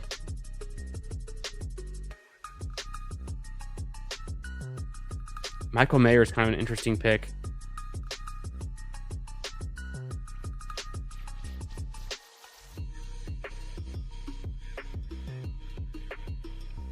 I was between Freiermuth and Michael Mayer. I could see myself taking some Michael Mayer if I hadn't have just taken, like if I didn't have Trey Tucker and Besh, I might be thinking to go Michael Mayer there to at least get a stack with Mendoza in some kind of interesting way. But I think Freiermuth is just better. It's weird though. I've drafted Freiermuth in each of the last 2 drafts. Same thing with Mark Andrews and Denzel Boston. So maybe I'm just kind of getting stuck into some of my favorite picks, some of my ways from this side of the board. I like this team though. I don't mind it. It's a little board.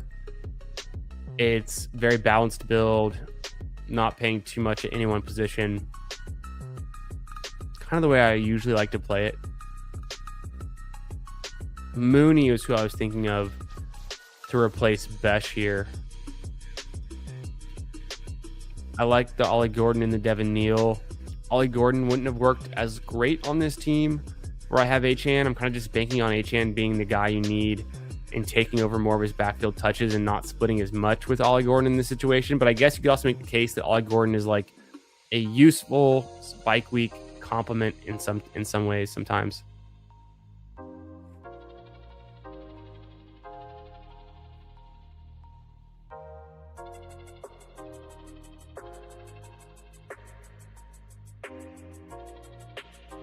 Yeah, me too. Definitely will be excited for another season of Best Ball Jeopardy. Got to defend the title. Yeah, the bye week math. Got to flex on him. Give him the math skills. Steve says, I think White makes sense. If he's a free agent for the Falcons, I could just see a rookie filling that role, maybe like Mike Washington Jr. type. Oh, very interesting. Yeah, okay.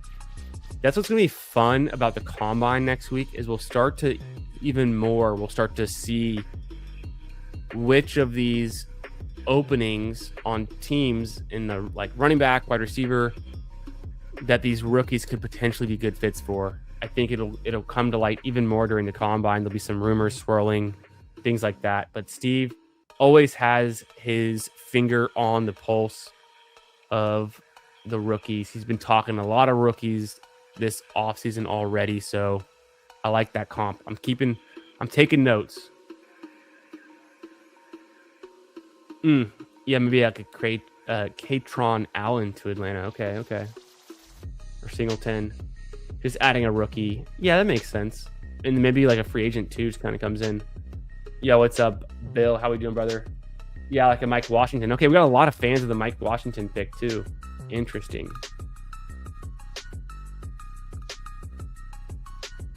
And then Jerome Ford. Man, I wish Jerome Ford did something last season. I had so much Jerome Ford. I had a big bag of Jerome Ford last year when he was on the Browns and did nothing all season. It was really disappointing.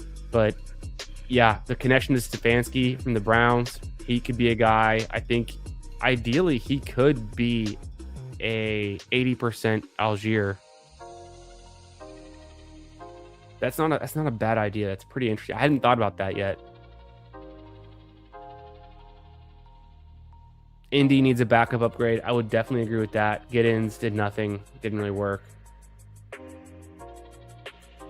Yeah, I thought about even drafting Ford in the 20th round in these. He goes completely undrafted, but he just had he had no impact at all for the Browns last season, which was pretty underwhelming. Yeah, we didn't see anything from Giddens. I think I'm off that train. I didn't really draft him much last year after the big board.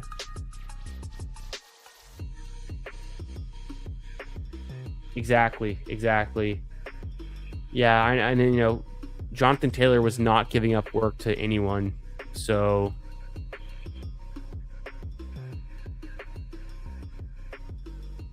I'm gonna go like this. I don't know what that was. I don't know what this is. Let me fix it. Where'd my team go? Why is Underdog freaking? Are they under maintenance? Or do I have a bad extension? Let me just go over back to Underdog Draft. I'm sure it's just something went funny for a second there. No, it's spinning. Interesting. I'm going back to Underdog to log back in. Wow.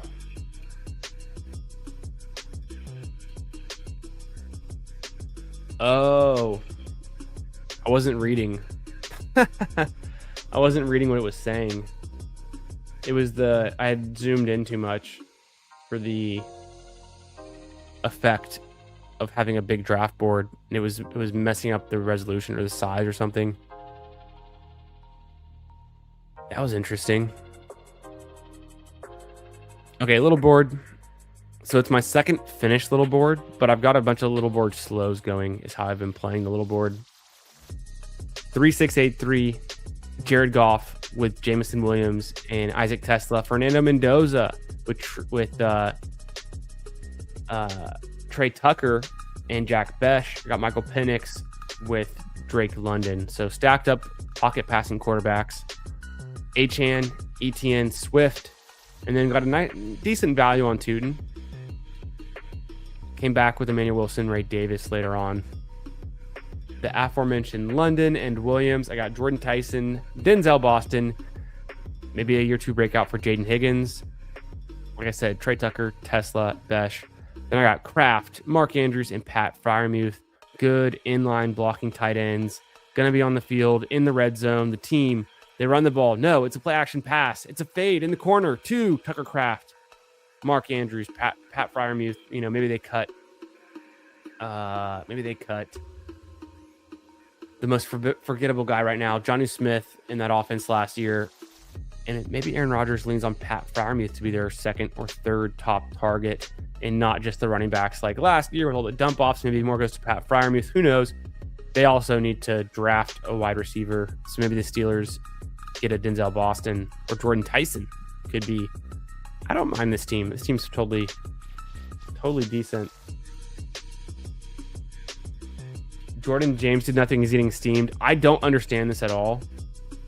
I drafted Jordan James before Best Ball Mania, like during the big board, but I honestly don't really understand this. Yo, Vincent Liberty. What's up, brother? Thank you for becoming a YouTube member. Welcome to the garage. You're in the inner circle now. Throw out those Lambos. If you're a channel member, I'm going to go in there. I'm on StreamYard, but I'm going into YouTube. We're going to celebrate. We're going to throw some yellow Lambos in the chat. Boom. Oh, actually, Vincent's not the inner circle. Vincent is a Lamborghini owner. I can only see that from the YouTube side, so definitely throw your Lambos in the chat if you got them. Hartman, stop lurking. Be a good mod. No, I'm just kidding. Hartman's one of the OG channel members as well. But yeah, thanks for the support. Vincent, can I call you Vince? There he goes. Hartman must be watching on his TV because he's late with the phone. He's lagging. Blue Lambos in the chat. Love to see it. Appreciate that. A tier 2 sub. So Vincent, hit me up. Whether it's here in the chat or not here in the chat but hit me up. DM me either on Twitter at FFB Garage. You can shoot me a DM on Discord, Chris_the Candyman. You can find me if we share any Discord rooms, channels, whatever. Or you can just email me, fantasyfootballgarage@gmail.com. If you want access to this sweet big board ADP tracking flex model, we go ahead and unfilter the team. We had filtered it for the rookies.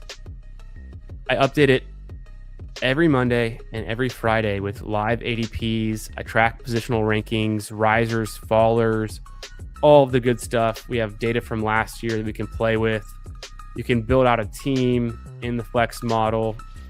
How much percent of the time are these players going to be hitting your lineup? All this good stuff. Do some calculations. You get the projection sheet where you can toggle around and mess with different team combinations, wide receivers, running backs, half year, full year, how they compared, what was the reality, all that good stuff. Hit me up, DM me on any of those, and then you just share one of your preferred emails with me. I'll keep it secret, but I'll share access to the Google Sheet. I also have it for, boom, the Albatross. If you're into PGA Best Ball, have the exact same thing. There's a ton of detail and a ton of fun stuff. Even some more, crazy stuff going on the golf side. But we're doing PGA Best Ball and NFL Best Ball weekly here in the Fantasy Football Garage. Yeah, what's up, Who Hames? Boom, my man Who Hames here. Killing it, man. Love the streams he's been doing, having guests on from the chat and other collaborators in the space. Who Hames goes live about 4 p.m. Central, if I'm not mistaken, every day. Make sure, and you guys, everyone here's a friend. We're all friends and family. Everyone's already subscribed to Who Hames. But if you're not, for some reason, get over there, subscribe to Who Hames channel. And then if you guys missed it, actually, this is funny because Hartman's in here too. Who Hames and Hartman and I, we've done a ton of streams together. We were streaming together weekly during the NFL in season. We've been on each other's channels just a bunch, and there'll be plenty more of that to come as we work through our schedules, as we get really into the spring and the best ball summer. So I'm looking forward to more streams with Who Hames, and I love lurking and listening in the early evenings on his takes. Who Hames has been pretty deep into the rookie streets as well. So he's got some good intel. I'm excited who aims for the combine next week. We'll kind of see some things change and what's going on. And I'll have to get your take on it. Maybe we can do like a post combine stream together. That'd be sick. We can rope Hartman in too. Old times. All right, guys. Thanks again to Vincent for becoming a channel member. Didn't pop up. Yeah, I don't know why that was. I don't know why it didn't pop up. I need to maybe recalibrate something on the Twitter side. Yeah, we'll see if we can do something. I think post combine would be a really fun topic of conversation. I'd love to get your thoughts on it too, and we can all just kick it maybe at the end of next week or when I get the combine. I need to look at the schedule. I honestly don't even know the combine schedule yet, but we'll figure it out. More to come on that soon. My next stream is probably going. So it's Thursday night. Have a great Friday. Have a great weekend. I'll probably go live. Probably not tomorrow night. We'll see. But probably Saturday night. And then I have the Ballsy Show Monday. And then next week, I'm going to schedule PGA for Tuesdays. You'll see it in the queue. Follow me on Twitter. Follow me on X at FFB Garage. I'll post about it there too. Thanks for being here. Have a great night, everyone. Good luck in your drafts. And I'll catch you in another one real soon. Peace. Let's hit the outro.